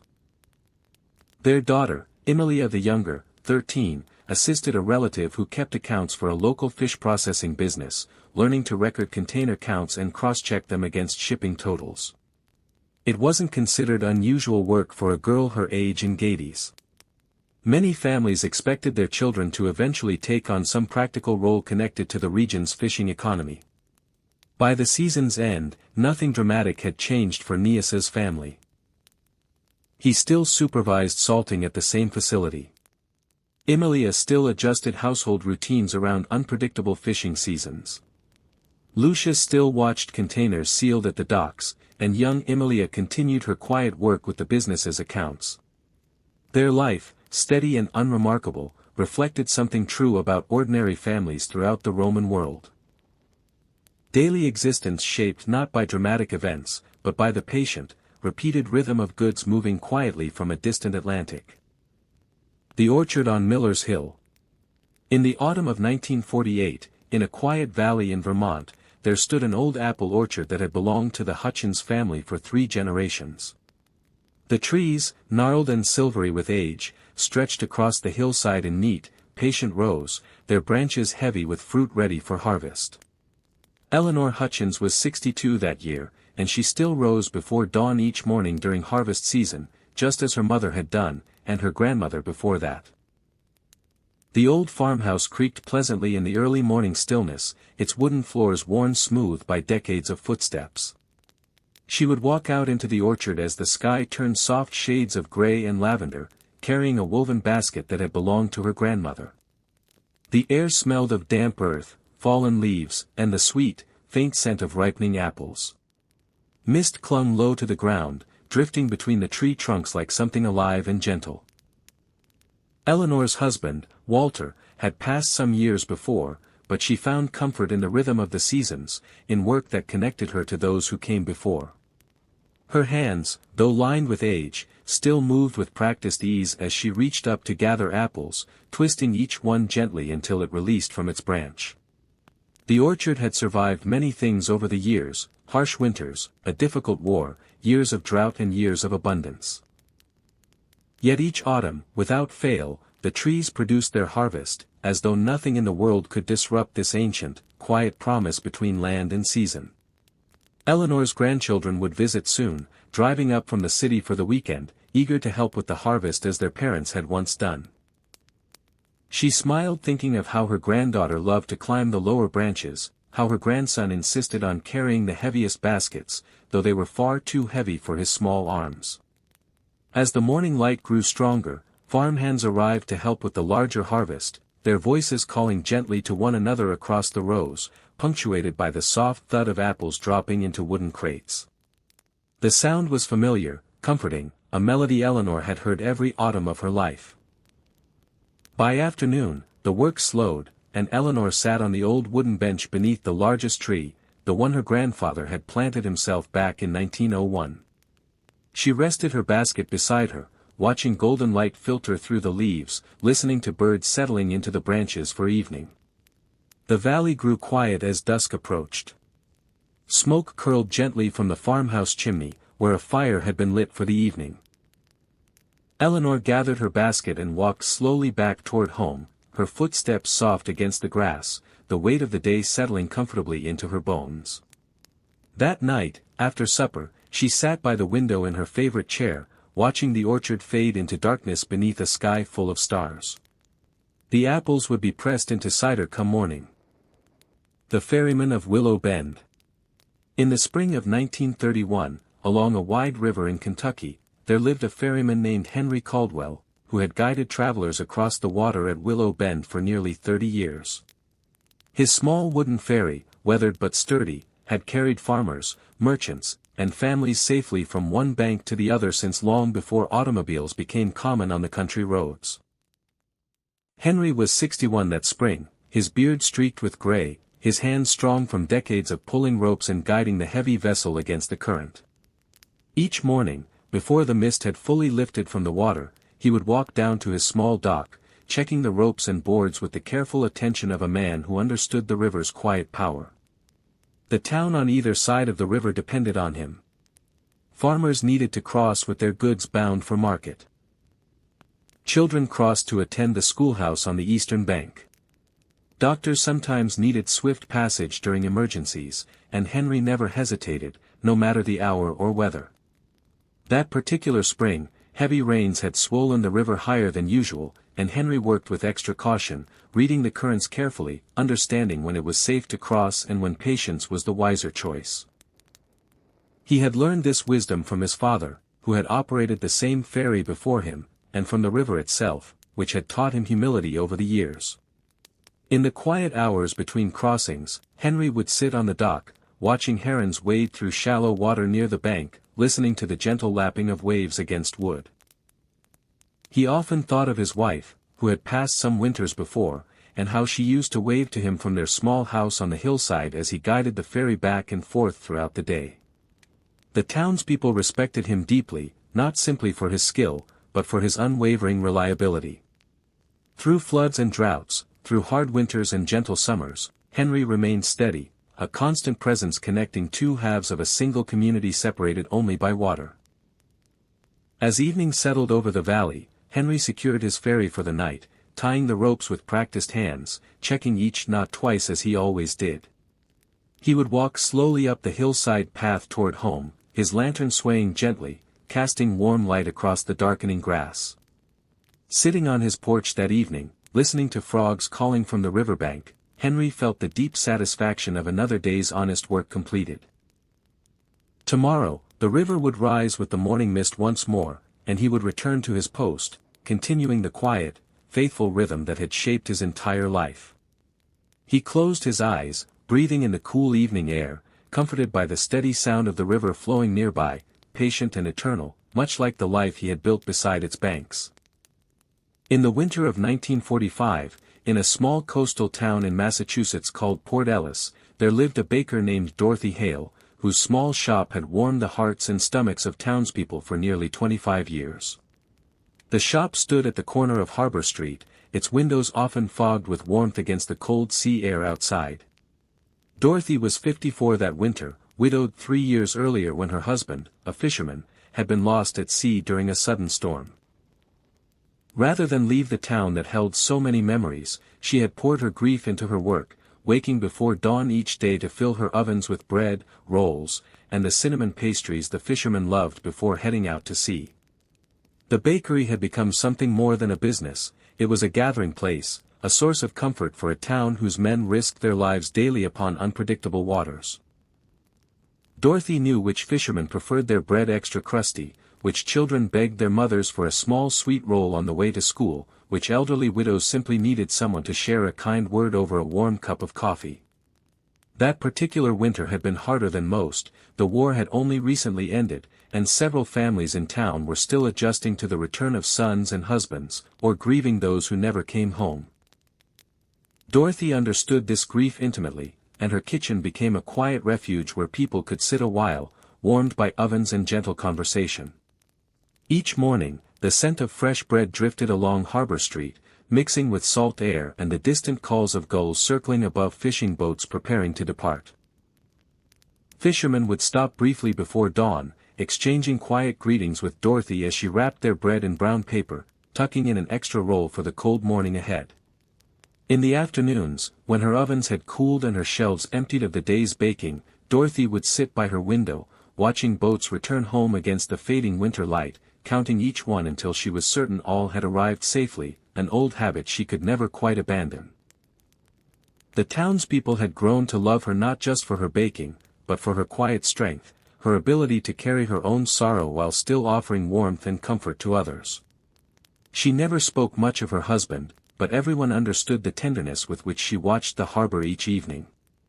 As evening settled over Port Ellis, Dorothy closed her shop, banking the ovens for the night, and walked the short distance home along the frozen harbor road. Stars emerged slowly above the water, and somewhere in the distance, a foghorn sounded softly, familiar and comforting. That night, resting in her small house near the sea, Dorothy felt the quiet satisfaction of another day spent nurturing her community.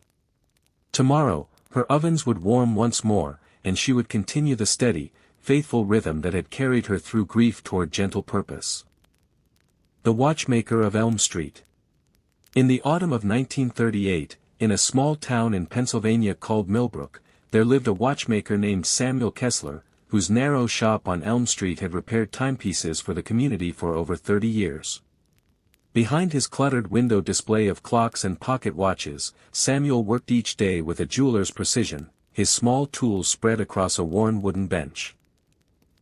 Samuel was 63 that autumn, his eyesight weakening slightly with age, though his hands remained remarkably steady from decades of delicate work. He had learned the trade from his father, who had brought the craft with him from Germany many years before, teaching young Samuel patience and precision at an age when other boys were still playing in the streets outside.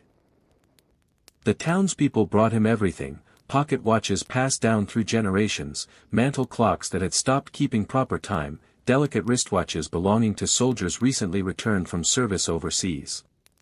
Samuel treated each piece with equal care, understanding that behind every timepiece lay a story, a memory, a connection to someone's past.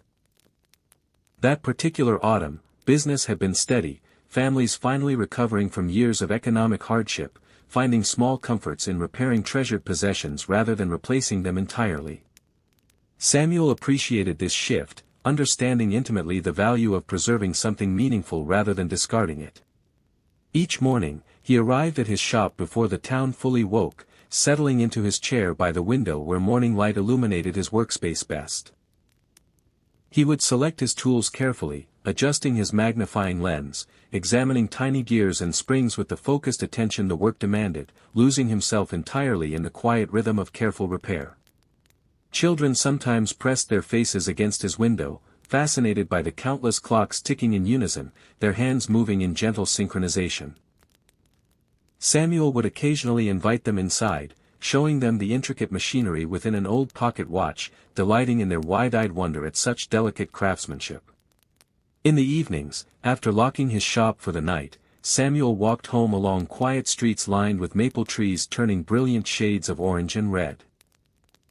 He lived alone since his wife's passing years before, finding comfort in routine, in the predictable rhythm of his work, in the satisfaction of restoring broken things to proper function.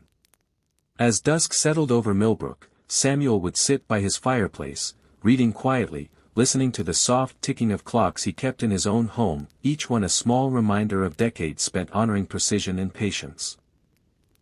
That night, resting comfortably in his favorite chair, Samuel felt the quiet satisfaction of another day's meaningful work.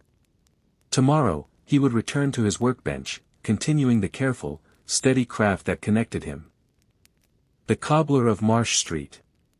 In the winter of 1934, in a small industrial town in Massachusetts called Ashford, there lived a shoemaker named Frank Dabrowski, whose narrow shop on Marsh Street had mended and crafted shoes for the community for nearly 28 years. The shop was small and cluttered, filled with the rich scent of leather and polish, shelves lined with lasts of every size, each carved from wood and worn smooth from years of use.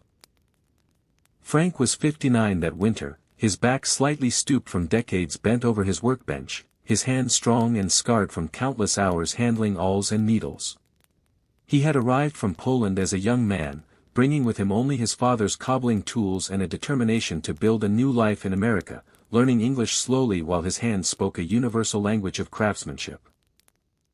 The town depended on him deeply, especially during those difficult economic years when new shoes were an unaffordable luxury for many families. Frank became known for his ability to resurrect shoes that seemed beyond repair, patching worn soles, replacing broken heels, stretching leather to accommodate growing children's feet without requiring an entirely new pair. That particular winter, work had increased considerably, mothers bringing in husbands' work boots, children's school shoes, anything that could be salvaged rather than replaced. Frank never rushed his work, understanding that each pair represented precious family resources, deserving careful attention regardless of how humble the shoes might be. Children often watched through his frosted window, mesmerized by the rhythmic tapping of his hammer, the careful way he threaded wax string through leather with practiced precision. Occasionally, he would wave them inside to warm themselves by his small stove, offering quiet company on particularly cold afternoons. In his rare quiet moments, Frank thought of his wife, who had passed some years earlier, and of his son, now grown and working in a nearby factory. He found comfort in his solitary craft, in the steady rhythm of hammer against leather, in knowing his work provided tangible comfort to neighbors facing uncertain times. As evening fell over Ashford, Frank would sweep his workbench clean, extinguish his lamp, and walk slowly home through streets dusted with fresh snow, his breath visible in the cold winter air, his thoughts settling into quiet contentment. That night, sitting beside his small stove, Frank felt the deep satisfaction of another day's honest labor. Tomorrow, he would return to his bench, continuing the patient, steady work of mending soles and spirits alike, one careful stitch at a time. The bridge tender of Millstone River. In the autumn of 1927, in a small town in upstate New York called Millstone, there lived a bridge tender named Arthur Kane, whose job was to operate the old iron swing bridge that spanned the river dividing the town in two. For nearly 25 years, Arthur had lived in the small keeper's house beside the bridge, responsible for opening it whenever barges or lumber boats needed passage upriver. Arthur was 60 that autumn, a solitary man by nature, content with the steady rhythm of his work and the quiet company of the river itself. He had taken the position after returning from years working the waterways as a young man, finding in this settled post the peace he had once sought on distant rivers and canals. The townspeople depended on him twice daily, once for the morning barge carrying goods to the mill upstream, and again for the evening return trip. When boats approached, Arthur would sound his bell, halt wagon traffic on the roadway, and carefully turn the great iron mechanism that swung the bridge open, allowing vessels to pass safely through the narrow channel. That particular autumn, the mill had increased its shipments, preparing for winter demand, and Arthur found his days busier than usual. He welcomed the activity, having grown fond of watching goods travel to and from the mill, understanding his small role in a larger chain that connected farmers, millers, and merchants throughout the region. Children often gathered near the bridge in the afternoons, fascinated by the great mechanism swinging slowly outward, fascinated too by Arthur's stories of his younger years navigating rivers far larger than Millstone's gentle waters. He enjoyed their company, sharing tales of distant places while never regretting his choice to settle in this quiet town. In his evenings, after securing the bridge for the night, Arthur would sit on his small porch overlooking the water, watching autumn leaves drift lazily downstream, listening to the river's steady murmur beneath fading evening light. He had never married, finding the river itself a constant, comforting companion throughout his solitary years. As darkness settled over Millstone, lanterns began appearing in farmhouse windows across the valley, and Arthur would light his own lamp, casting a warm glow against the gathering autumn chill. The bridge stood silent and still, waiting patiently for morning's first barge. That night, resting quietly in his small house, Arthur felt the deep satisfaction of purposeful, steady work. Tomorrow, the river would carry its cargo once more, and he would rise to meet it, continuing the faithful rhythm that had shaped his quiet, contented life. The Lamplighter of Ashwood Lane. In the autumn of 1919, in a small town in Connecticut called Ashwood, there lived a lamplighter named George Whitmore, whose evening rounds through the town's gaslit streets had become as familiar as the changing seasons themselves. For nearly 15 years, George had walked the same route each evening, a long brass pole resting on his shoulder, lighting each lamp with practiced ease as dusk settled over the quiet streets. George was 42 that autumn, a widower with 2 grown children who had moved away seeking work in larger cities. He found purpose in his solitary evening walks, in the ritual of illuminating darkened corners, watching golden light spread gradually through town as he moved methodically from lamp to lamp along Ashwood Lane and the streets beyond. The townspeople had grown accustomed to his presence, children waving from porches as he passed, elderly residents nodding gratefully from rocking chairs, knowing his arrival meant safety for evening walks home from church socials or visits with neighbors. He knew every lamp intimately, which ones flickered unpredictably, which required careful adjustment during windy nights, which corners needed his attention first as darkness fell fastest there. That particular autumn, talk had begun circulating about electric lights arriving eventually, promising brighter streets requiring no evening rounds at all. George felt no bitterness toward this coming change, understanding progress as inevitable, though he treasured his remaining evenings walking familiar streets, greeting neighbors, watching the town settle peacefully into nightfall under his careful attention. Children sometimes followed him partway on his route, fascinated by the small flame he carried, asking questions about how gaslights worked, listening intently as he explained the simple mechanisms with patient enthusiasm. He enjoyed these moments, finding joy in sharing small knowledge with curious young minds eager to understand the world around them. In the quiet hours before beginning his rounds, George would sit on his porch, watching the sky deepen into evening colors, preparing himself mentally for the peaceful solitude of his walk.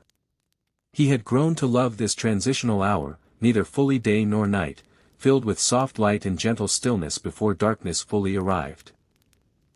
As his final lamp flickered to life each evening, George would pause briefly, admiring the gentle glow spreading across town, feeling quiet pride in his small but meaningful contribution to his neighbors' safety and comfort.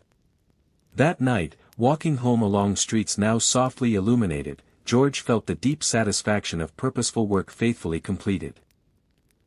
Tomorrow evening, he would rise again to his familiar task, continuing the steady, comforting rhythm that connected him gently to his entire community. The Ice Cutter of Loon Lake. In the winter of 1922, in a small town in Minnesota called Loon Lake, there lived an ice cutter named Olaf Nystrom, whose family had harvested ice from the frozen lake for nearly 40 years. Each January, when the ice grew thick enough to bear weight, Olaf gathered his crew of neighbors and set out across the frozen surface, saws and horses ready for the season's most important work. Olaf was 51 that winter, broad-shouldered and steady, his beard often crusted with frost during the long hours spent cutting massive blocks of ice destined for iceboxes throughout the county. He had learned the trade from his father, who had arrived from Sweden decades earlier, bringing with him knowledge of harvesting ice from frozen lakes back home. The work was demanding and dangerous, requiring careful attention to the ice's thickness and strength, understanding subtle signs that separated safe harvesting from perilous risk. Olaf moved methodically across the lake each morning, testing the ice with practiced instinct before allowing his crew to begin sawing the great blocks that would be hauled to nearby icehouses, packed in sawdust to last through summer's heat. That particular winter had been especially cold, producing ice of remarkable thickness and clarity, promising a bountiful harvest that would supply the entire region generously through warmer months ahead. Olaf felt quiet satisfaction watching his sons, now grown, working alongside him, continuing traditions passed down through generations of ice cutters before them. Horses pulled heavy sledges loaded with ice blocks toward the icehouse, their breath visible in the frigid air, harnesses jingling softly against the day's rhythmic labor. Townspeople often gathered to watch the harvest, appreciating the communal effort required each winter to ensure their iceboxes remained stocked throughout summer's warmth. In the evenings, after the day's cutting concluded, Olaf and his crew would gather in the small warming house near the lake's edge, sharing coffee and simple food, exchanging stories while thawing frozen fingers before the crackling stove. He cherished these quiet moments of camaraderie, born from shared labor and mutual respect among neighbors. As darkness settled over Loon Lake, Olaf would walk home along snow-covered paths, his muscles pleasantly tired, his thoughts turning toward tomorrow's continued harvest. The lake lay silent and frozen behind him, holding within its icy depths another season's essential bounty. That night, resting beside his own warm stove, Olaf felt the deep satisfaction of demanding, meaningful work shared among trusted neighbors. Tomorrow, he would return to the frozen lake, continuing the careful, steady harvest that sustained his community through the changing seasons. The harbor pilot of Gull Bay. In the spring of 1928, in a small coastal town in Maine called Gull Bay, there lived a harbor pilot named Nathaniel Foss, whose knowledge of the treacherous waters surrounding the bay had guided countless ships safely to port for nearly 30 years. His small boat, weathered but reliable, carried him out each morning to meet incoming vessels, offering his expertise to captains unfamiliar with the bay's hidden rocks and shifting currents. Nathaniel was 62 that spring, his face deeply lined from decades spent squinting against sun and salt spray, his knowledge of the bay so thorough he could navigate its channels blindfolded, guided purely by memory and instinct. He had learned piloting from his own father, who had guided ships through these same waters before him, passing down wisdom gathered across generations of careful observation. Ship captains from distant ports relied entirely on his expertise, understanding that Gull Bay's rocky shoreline and unpredictable tides required local knowledge no chart could fully capture. Nathaniel would climb aboard incoming vessels, taking command temporarily, guiding massive ships through narrow passages with calm confidence born from a lifetime spent studying the water's every mood and pattern. That particular spring, shipping traffic had increased steadily, cargo vessels bringing goods from distant cities, fishing boats returning with abundant catches after a difficult winter. Nathaniel felt the familiar satisfaction of purposeful work, understanding his crucial role connecting Gull Bay to the wider world through safe passage across dangerous waters. Young sailors sometimes accompanied him, eager to learn the pilot's trade, watching carefully as he read subtle signs in the water's color and movement, signs invisible to untrained eyes but clear as written words to Nathaniel's practiced gaze. He taught patiently, understanding the importance of passing this vital knowledge forward to future generations. In quieter afternoons, when no ships awaited guidance, Nathaniel would sit near the harbor, watching gulls circle above fishing boats, listening to waves lapping gently against the rocky shore he knew so intimately. He had never fully retired, despite his age, finding deep purpose in remaining useful to his community and the sailors who trusted him completely.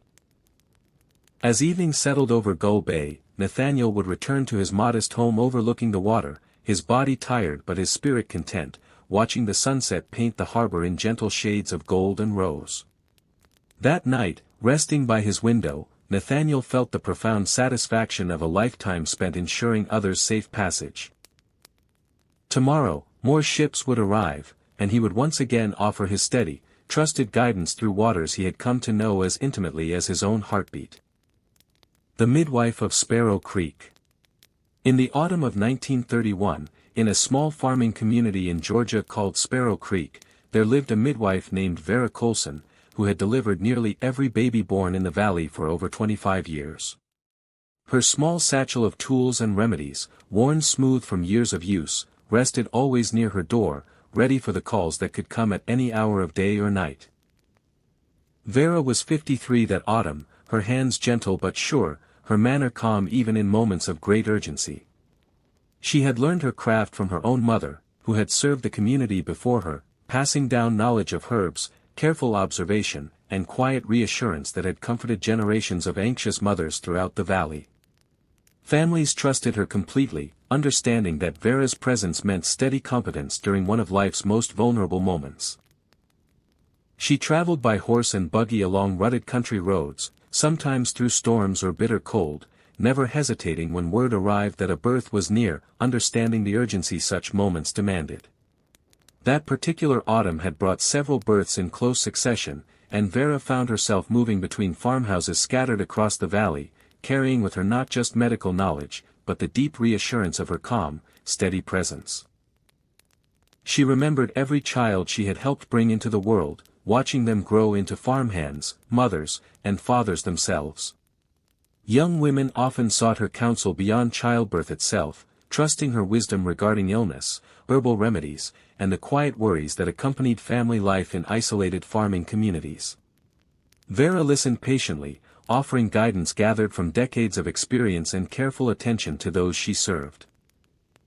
In quieter moments between calls, Vera tended her own small garden, growing herbs she relied upon for various remedies, understanding the land's rhythms as intimately as she understood the rhythms of childbirth itself. She had never married, devoting her life entirely to her calling, finding deep purpose in service to her community's most tender moments. As evening settled over Sparrow Creek, Vera would often sit on her porch, resting after a long day's travel, watching stars emerge above quiet fields, grateful for another successful delivery, another family made whole. That night, resting peacefully in her modest home, Vera felt the profound satisfaction of a life spent easing others through moments of uncertainty and joy. Tomorrow, another call might come, and she would rise once more, ready to offer her steady hands and calm reassurance to whichever family needed her most.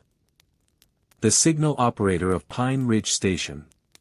In the winter of 1935, in a small railroad town in Montana called Pine Ridge, there lived a signal operator named Charles Redmond, whose small wooden tower overlooking the tracks had been his post for nearly 18 years.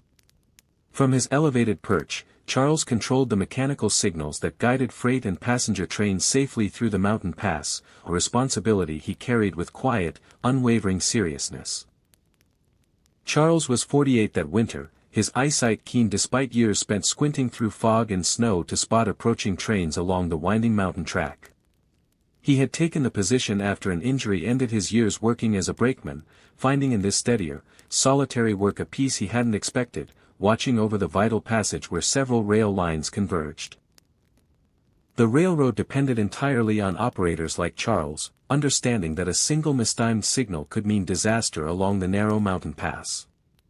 He worked with careful precision, checking his logbooks constantly, communicating with distant stations through telegraph, ensuring every train received accurate information about track conditions and oncoming traffic. That particular winter had brought heavy snowfall, and Charles found his responsibilities especially demanding, monitoring drifts that sometimes threatened to obscure his signals, coordinating closely with track crews working to keep the vital mountain passage clear. He rarely left his post during storms, understanding that trains depended on his steady vigilance regardless of weather. In quieter hours between trains, Charles would sit near his small stove, reading or mending equipment, occasionally exchanging telegraph messages with operators at neighboring stations, brief connections that eased the solitude of his isolated post. He had grown fond of these distant colleagues, though he rarely met them in person, their voices through Morse code becoming familiar companions during long winter nights. He thought often of his wife, waiting for him in their small house near the base of the mountain, and of his daughter, growing quickly, already curious about the trains her father helped guide safely through treacherous terrain. He found deep purpose in this responsibility, understanding lives depended on his careful attention. As evening approached, lanterns began appearing at his signal tower, casting warm light against the gathering mountain darkness. Charles would check his equipment one final time before his replacement arrived, ensuring everything remained in perfect order. That night, walking home through snow-covered paths, Charles felt the deep satisfaction of demanding, essential work faithfully performed. Tomorrow, he would climb his tower once more, continuing the vigilant, steady service that kept trains moving safely through the mountain pass he had come to know so well. The dairy farmer of Hollyhock Lane. In the spring of 1946, in a small farming community in Wisconsin called Hollyhock, there lived a dairy farmer named Herman Voss, whose modest herd of cows had sustained his family for nearly 30 years. Each morning, long before sunrise painted the sky above his rolling pastures, Herman rose to begin the milking, his lantern swaying gently as he walked the familiar path to the barn. Hermann was 54 that spring, his hands calloused and strong from decades of daily labor, his rhythm with the herd so practiced that he could recognize each cow's particular temperament without needing to glance twice. He had taken over the farm from his father, who had cleared this same land generations earlier, building a modest but steady life from dairy and hard-won soil. The war had recently ended, and Hermann's youngest son had returned home that spring, bringing with him a quiet gratitude for ordinary mornings spent among familiar fields and gentle animals. Hermann felt a deep relief watching his son settle back into farm rhythms, relearning patience beside cows that required no urgency, only steady, faithful care. Each morning, Hermann moved methodically between stalls, his hands finding practiced rhythm against udders warm in the cool barn air, milk pinging softly into steel pails. The barn held its own particular comfort, hay and animal warmth mixing pleasantly against the chill of early spring mornings, familiar scents that had marked every day of his adult life.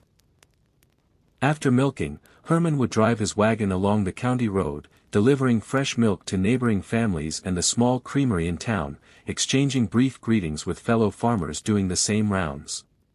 The community depended on this quiet, daily exchange, a network of trust built through decades of reliable service.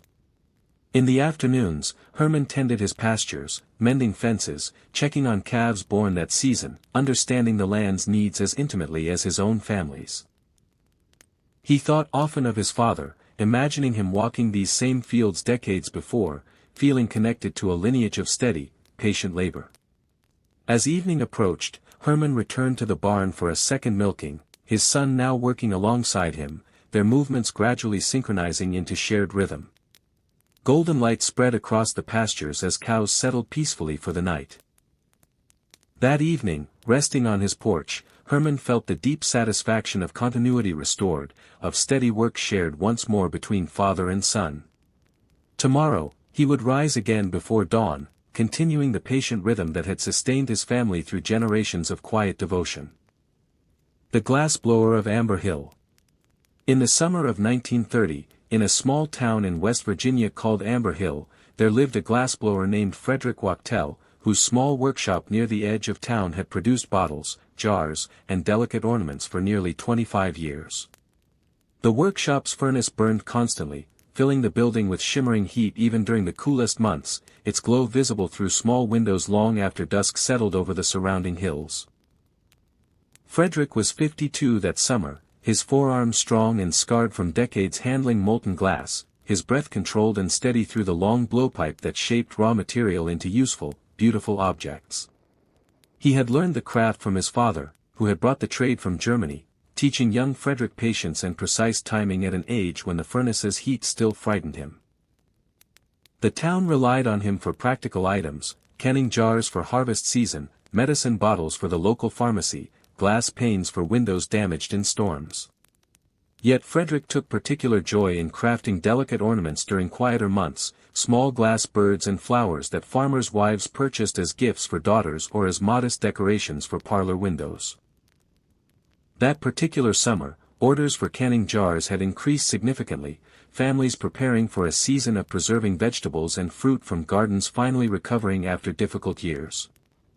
Frederick worked long hours before his furnace, his movements practiced and sure, transforming glowing gathers of glass into sturdy jars that would hold a family's harvest through winter months ahead. His young apprentice, a boy of 16, worked the bellows and prepared materials, gradually learning the delicate timing required to shape glass before it cooled beyond workability.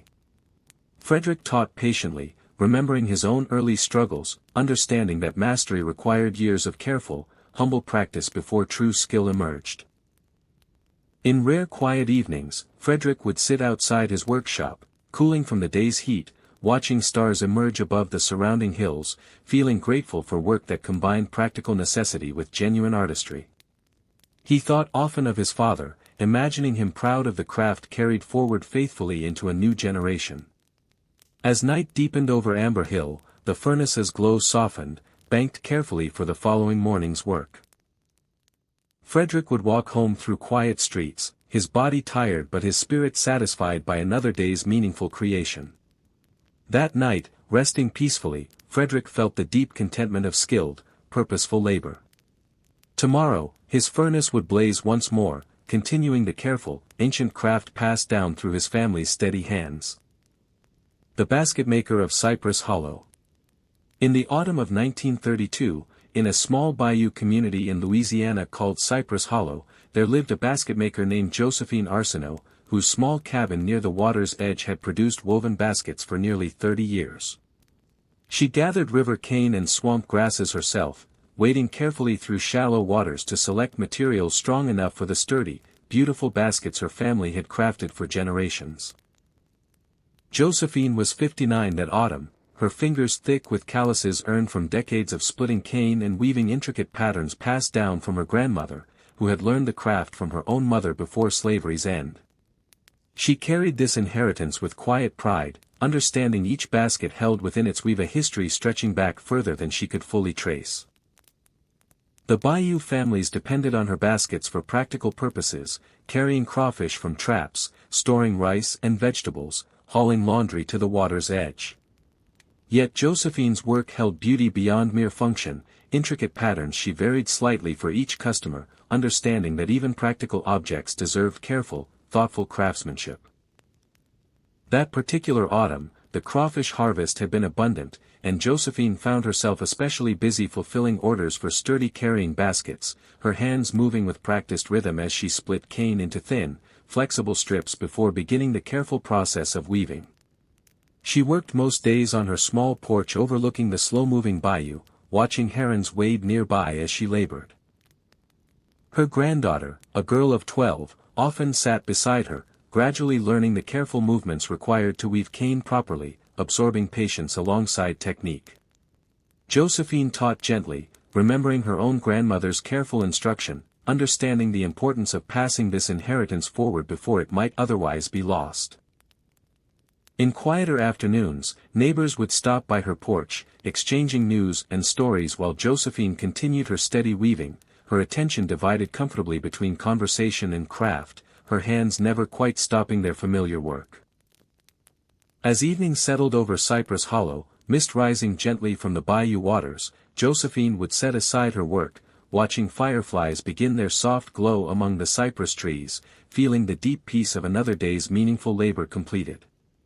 That night, resting in her small cabin, Josephine felt profound gratitude for a craft connecting her intimately to generations before her.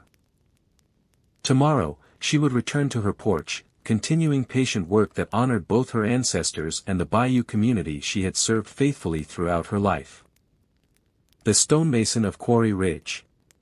In the summer of 1929, in a small town in New Hampshire called Quarry Ridge, there lived a stonemason named Patrick Sullivan, whose skilled hands had shaped granite into foundations, walls, and monuments for nearly 35 years.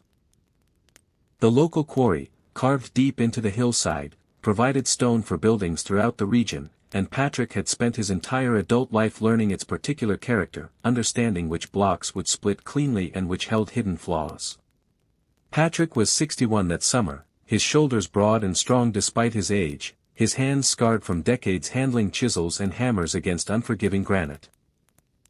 He had arrived from Ireland as a young man, finding work immediately in the quarry, gradually mastering a craft that demanded both physical strength and remarkable patience. Understanding stone's stubborn nature required respect rather than force.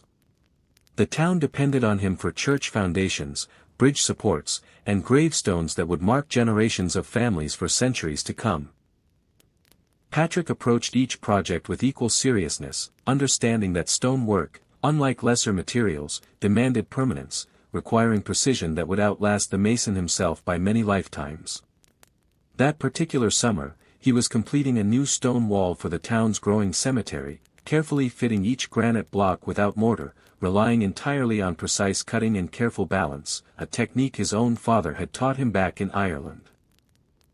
He worked slowly, deliberately, understanding this wall would stand long after everyone currently living had passed from memory. His son worked alongside him, gradually learning the craft's demanding requirements, developing calluses and patience that mirrored Patrick's own younger years. Patrick taught carefully, remembering his own early mistakes, understanding that true mastery required years of humble practice before confidence emerged naturally. In quieter evening hours, Patrick would walk through town, admiring buildings and walls he had helped construct decades earlier, feeling quiet satisfaction knowing his work had proven as permanent as intended. He thought often of his father, imagining him proud of skills carried faithfully across an ocean and generations. As evening settled over Quarry Ridge, Patrick would return home, his muscles pleasantly tired, his mind at peace with another day's demanding, purposeful labor completed with characteristic care. That night, resting quietly, Patrick felt the deep satisfaction of work built to last centuries. Tomorrow, he would return to his stone, continuing the patient, enduring craft that had shaped both his hands and his entire meaningful life. The Candlemaker of Winter Hollow. In the autumn of 1921, in a small town in Vermont called Winter Hollow, there lived a candlemaker named Abigail Foss, whose small workshop behind her farmhouse had produced candles for the community for nearly 20 years. She rendered tallow and beeswax herself, working carefully over a modest fire, understanding the precise temperatures required before dipping wicks repeatedly into the warm, fragrant liquid. Abigail was 45 that autumn, widowed for nearly a decade, having taken up her late husband's small candle-making business to support herself and her 2 children.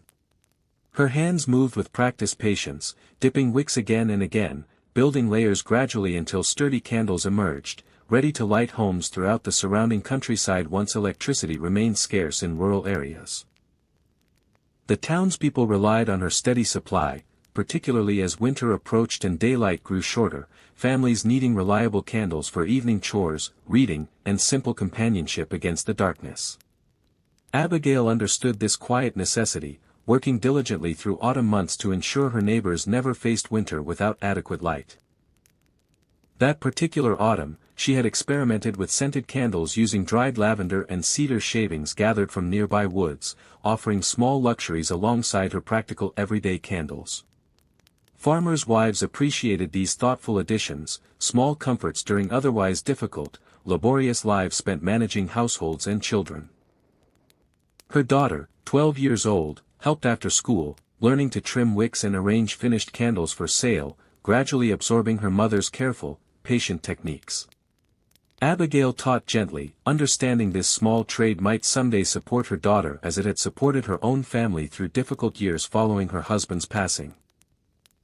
In quieter afternoons, neighbors would stop by her workshop, exchanging news while Abigail continued her steady dipping, the workshop filled with the sweet scent of beeswax and rendered tallow. She found comfort in this rhythm, in providing something essential and useful to families throughout her small community. As evening settled over Winter Hollow, Abigail would extinguish her workshop fire, gathering her children for supper, grateful for work that sustained her family while serving her neighbors' genuine needs. That night, resting quietly by candlelight of her own making, Abigail felt deep satisfaction in her steady, necessary craft. Tomorrow, she would return to her workshop, continuing patient work that brought light into homes throughout the gathering darkness of approaching winter. In the peaceful countryside of ancient Campania, not far from the Bay of Naples, there lived a vintner named Gaius Livius Sabinus, whose sprawling vineyards had produced wine for the region for nearly 4 decades. The hillside terraces stretched gently toward the horizon, rows of grapevines trained carefully along wooden trellises, their leaves rustling softly beneath the warm afternoon sun. Gaius was 60 years old, his back slightly bent from decades spent tending vines, his hands permanently stained faint purple from countless harvests of dark, sweet grapes. He had learned viticulture from his own father, who had planted many of these very vines, teaching Gaius patience and careful observation long before he understood their deeper wisdom. The local villages relied on his wine for daily meals, festivals honoring the gods, and simple gatherings among friends and family. Gaius took great care in his craft, understanding that good wine required not just skilled pressing, but patient aging within clay amphorae stored carefully in his cool, stone cellar beneath the villa. That particular season had brought a bountiful harvest, grapes swollen with sweetness after generous autumn rains. Gaius rose each morning before sunrise, walking among his vines with quiet reverence, inspecting clusters carefully, determining precisely when each row had reached perfect ripeness for the harvest that would soon begin. His daughter, 16 years old, worked alongside him during harvest season, her small hands quick among the vines, gradually learning which clusters held the finest sweetness, which required another few days of sun before picking. Gaius taught her patiently, remembering his own childhood spent learning these same hillside paths from his father. Workers gathered each morning during harvest, singing traditional songs as they moved methodically through the terraces, filling woven baskets with dark, fragrant grapes destined for the great stone pressing vats. Gaius often joined the pressing himself, feeling grapes burst beneath bare feet, the sweet juice flowing steadily into waiting vessels below.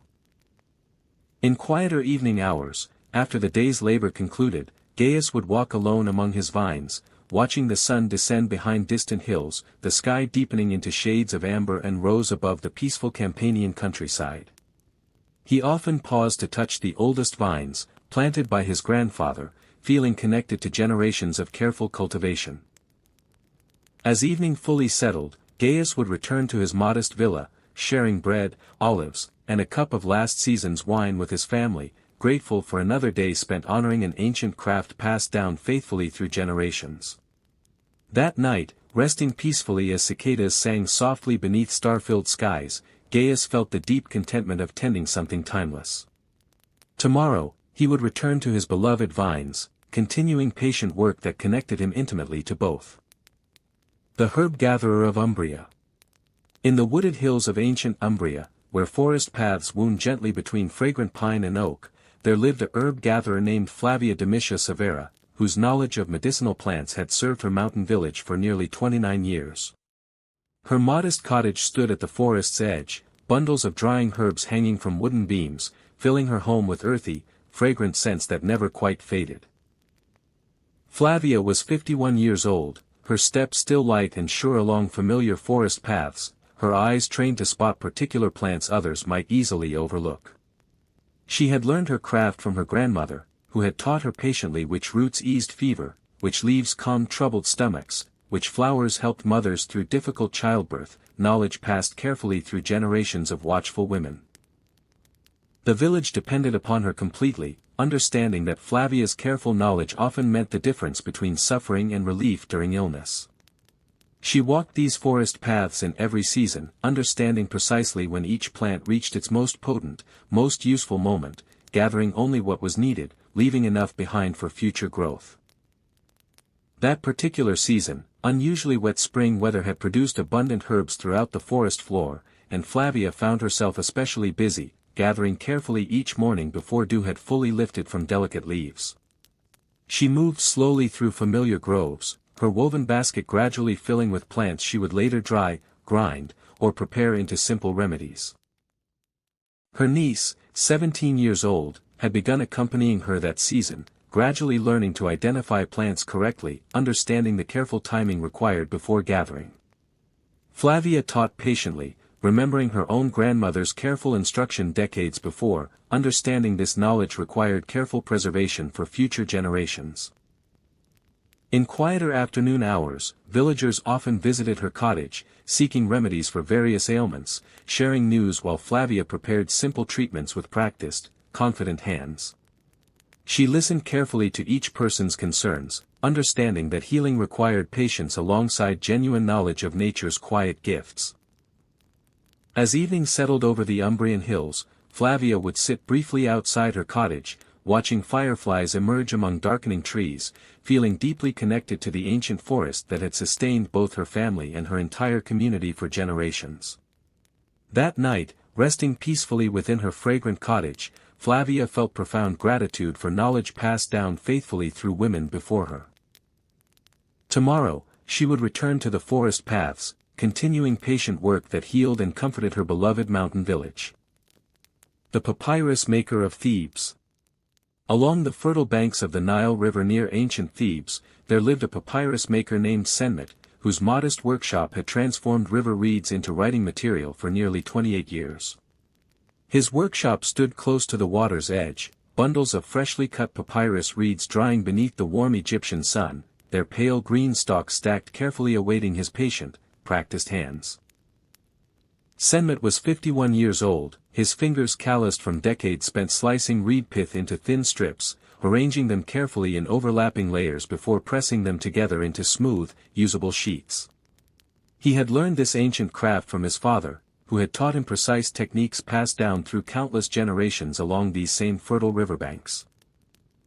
Scribes throughout Thebes depended upon his careful work, understanding that Senmet produced papyrus sheets smooth and consistent enough for recording temple records, royal decrees, and the careful accounts that sustained Egypt's vast administrative system.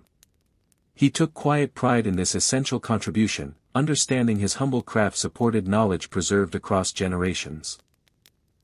That particular season, the Nile's flooding had proven generous, producing abundant reed growth along the riverbanks, and Senmet found himself especially busy, harvesting reeds each morning before the day's heat grew overwhelming. He worked methodically within his shaded workshop, slicing, arranging, and pressing with rhythm perfected across decades of careful practice. His son, 19 years old, worked alongside him, gradually learning the subtle pressure and timing required to produce properly bonded papyrus sheets, understanding that rushed work inevitably produced weak, unusable material. Senmet taught patiently, remembering his own father's careful instruction beside this same peaceful river years before. In quieter afternoon hours, Senmet would walk along the riverbank, watching fishing boats drift past, listening to distant sounds of temple ceremonies carried gently on warm afternoon air, feeling connected to the ancient rhythms that had sustained his family for generations upon this sacred river's edge. As evening settled over Thebes, golden light spreading across the wide, slow-moving Nile, Senmet would gather his day's finished papyrus sheets, storing them carefully before returning to his modest home nearby. That night, resting peacefully as cool evening air drifted from the river, Senmet felt deep satisfaction in preserving knowledge for generations yet to come.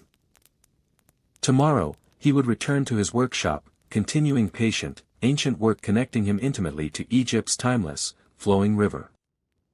The Potter of Memphis. Along the western bank of the Nile near the ancient capital of Memphis, there lived a potter named Tehemhat, whose humble workshop had produced clay vessels for the surrounding community for nearly 30 years. His workshop stood beneath a simple palm-thatched roof, rows of drying pots arranged carefully upon wooden shelves, awaiting their turn within his small, sun-heated kiln. Tehemhat was 55 years old, his hands strong and steady from decades shaping wet river clay upon his simple spinning wheel, his eyes trained to recognize precisely when clay held perfect consistency for proper shaping. He had learned his craft from his father, who had taught him patience beside this same riverbank, understanding that clay rewarded gentle, confident handling rather than hurried force.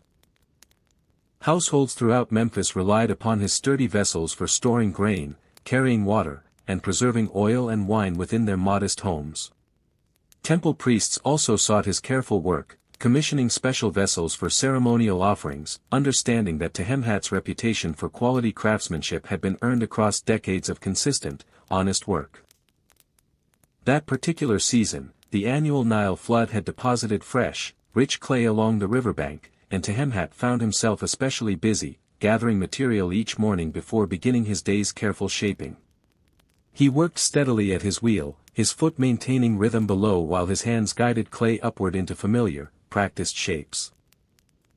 His daughter, 16 years old, had begun learning the craft that season, gradually understanding proper centering technique, absorbing patience that pottery demanded above all else. Tehemhat taught gently, remembering his own childhood spent watching his father's confident hands shape similar vessels decades before along this same peaceful river. In quieter afternoon hours, Tehemhat would sit near his kiln, monitoring careful firing, understanding that impatience could ruin days of careful shaping through improper heat control. Neighbors often stopped by, exchanging news while he continued his steady, attentive watch over the glowing kiln. As evening settled over Memphis, golden light reflecting gently across the wide Nile waters, Tehemhat would bank his kiln fire carefully, ensuring proper cooling through the peaceful night ahead. That night, resting quietly within his modest home, Tehemhat felt deep contentment in his ancient, steady craft. Tomorrow, he would return to his wheel, continuing patient work connecting him intimately to both his ancestors and the eternal, life-giving river flowing gently beside his beloved city. The linen weaver of Akhmim. In the town of Akhmim along the eastern bank of the Nile, there lived a linen weaver named Nofret, whose modest workshop had produced fine woven cloth for nearly 24 years. Her wooden loom stood beneath a shaded courtyard, flax thread stretched carefully across its frame, catching gentle morning light as she worked each day, transforming humble fibers into cloth prized throughout the surrounding villages. Nofret was 45 years old, her fingers quick and sure from decades guiding thread through her loom, her eyes trained to notice even the slightest flaw within her careful, even patterns. She had learned weaving from her mother, who had taught her patience beside this same courtyard, understanding that fine linen required unhurried attention rather than rushed, careless work. Families throughout Achaemen depended upon her steady production for burial cloths, everyday garments, and the fine ceremonial linens used during religious festivals honoring the gods. Nofret took quiet pride in this recognition, understanding her careful craftsmanship connected ordinary households to traditions stretching back countless generations along the sacred river. That particular season, flax harvest had proven especially abundant following the Nile's generous annual flooding, and Nofret found herself especially busy, her loom's steady rhythm filling her courtyard from early morning until fading afternoon light made careful work increasingly difficult.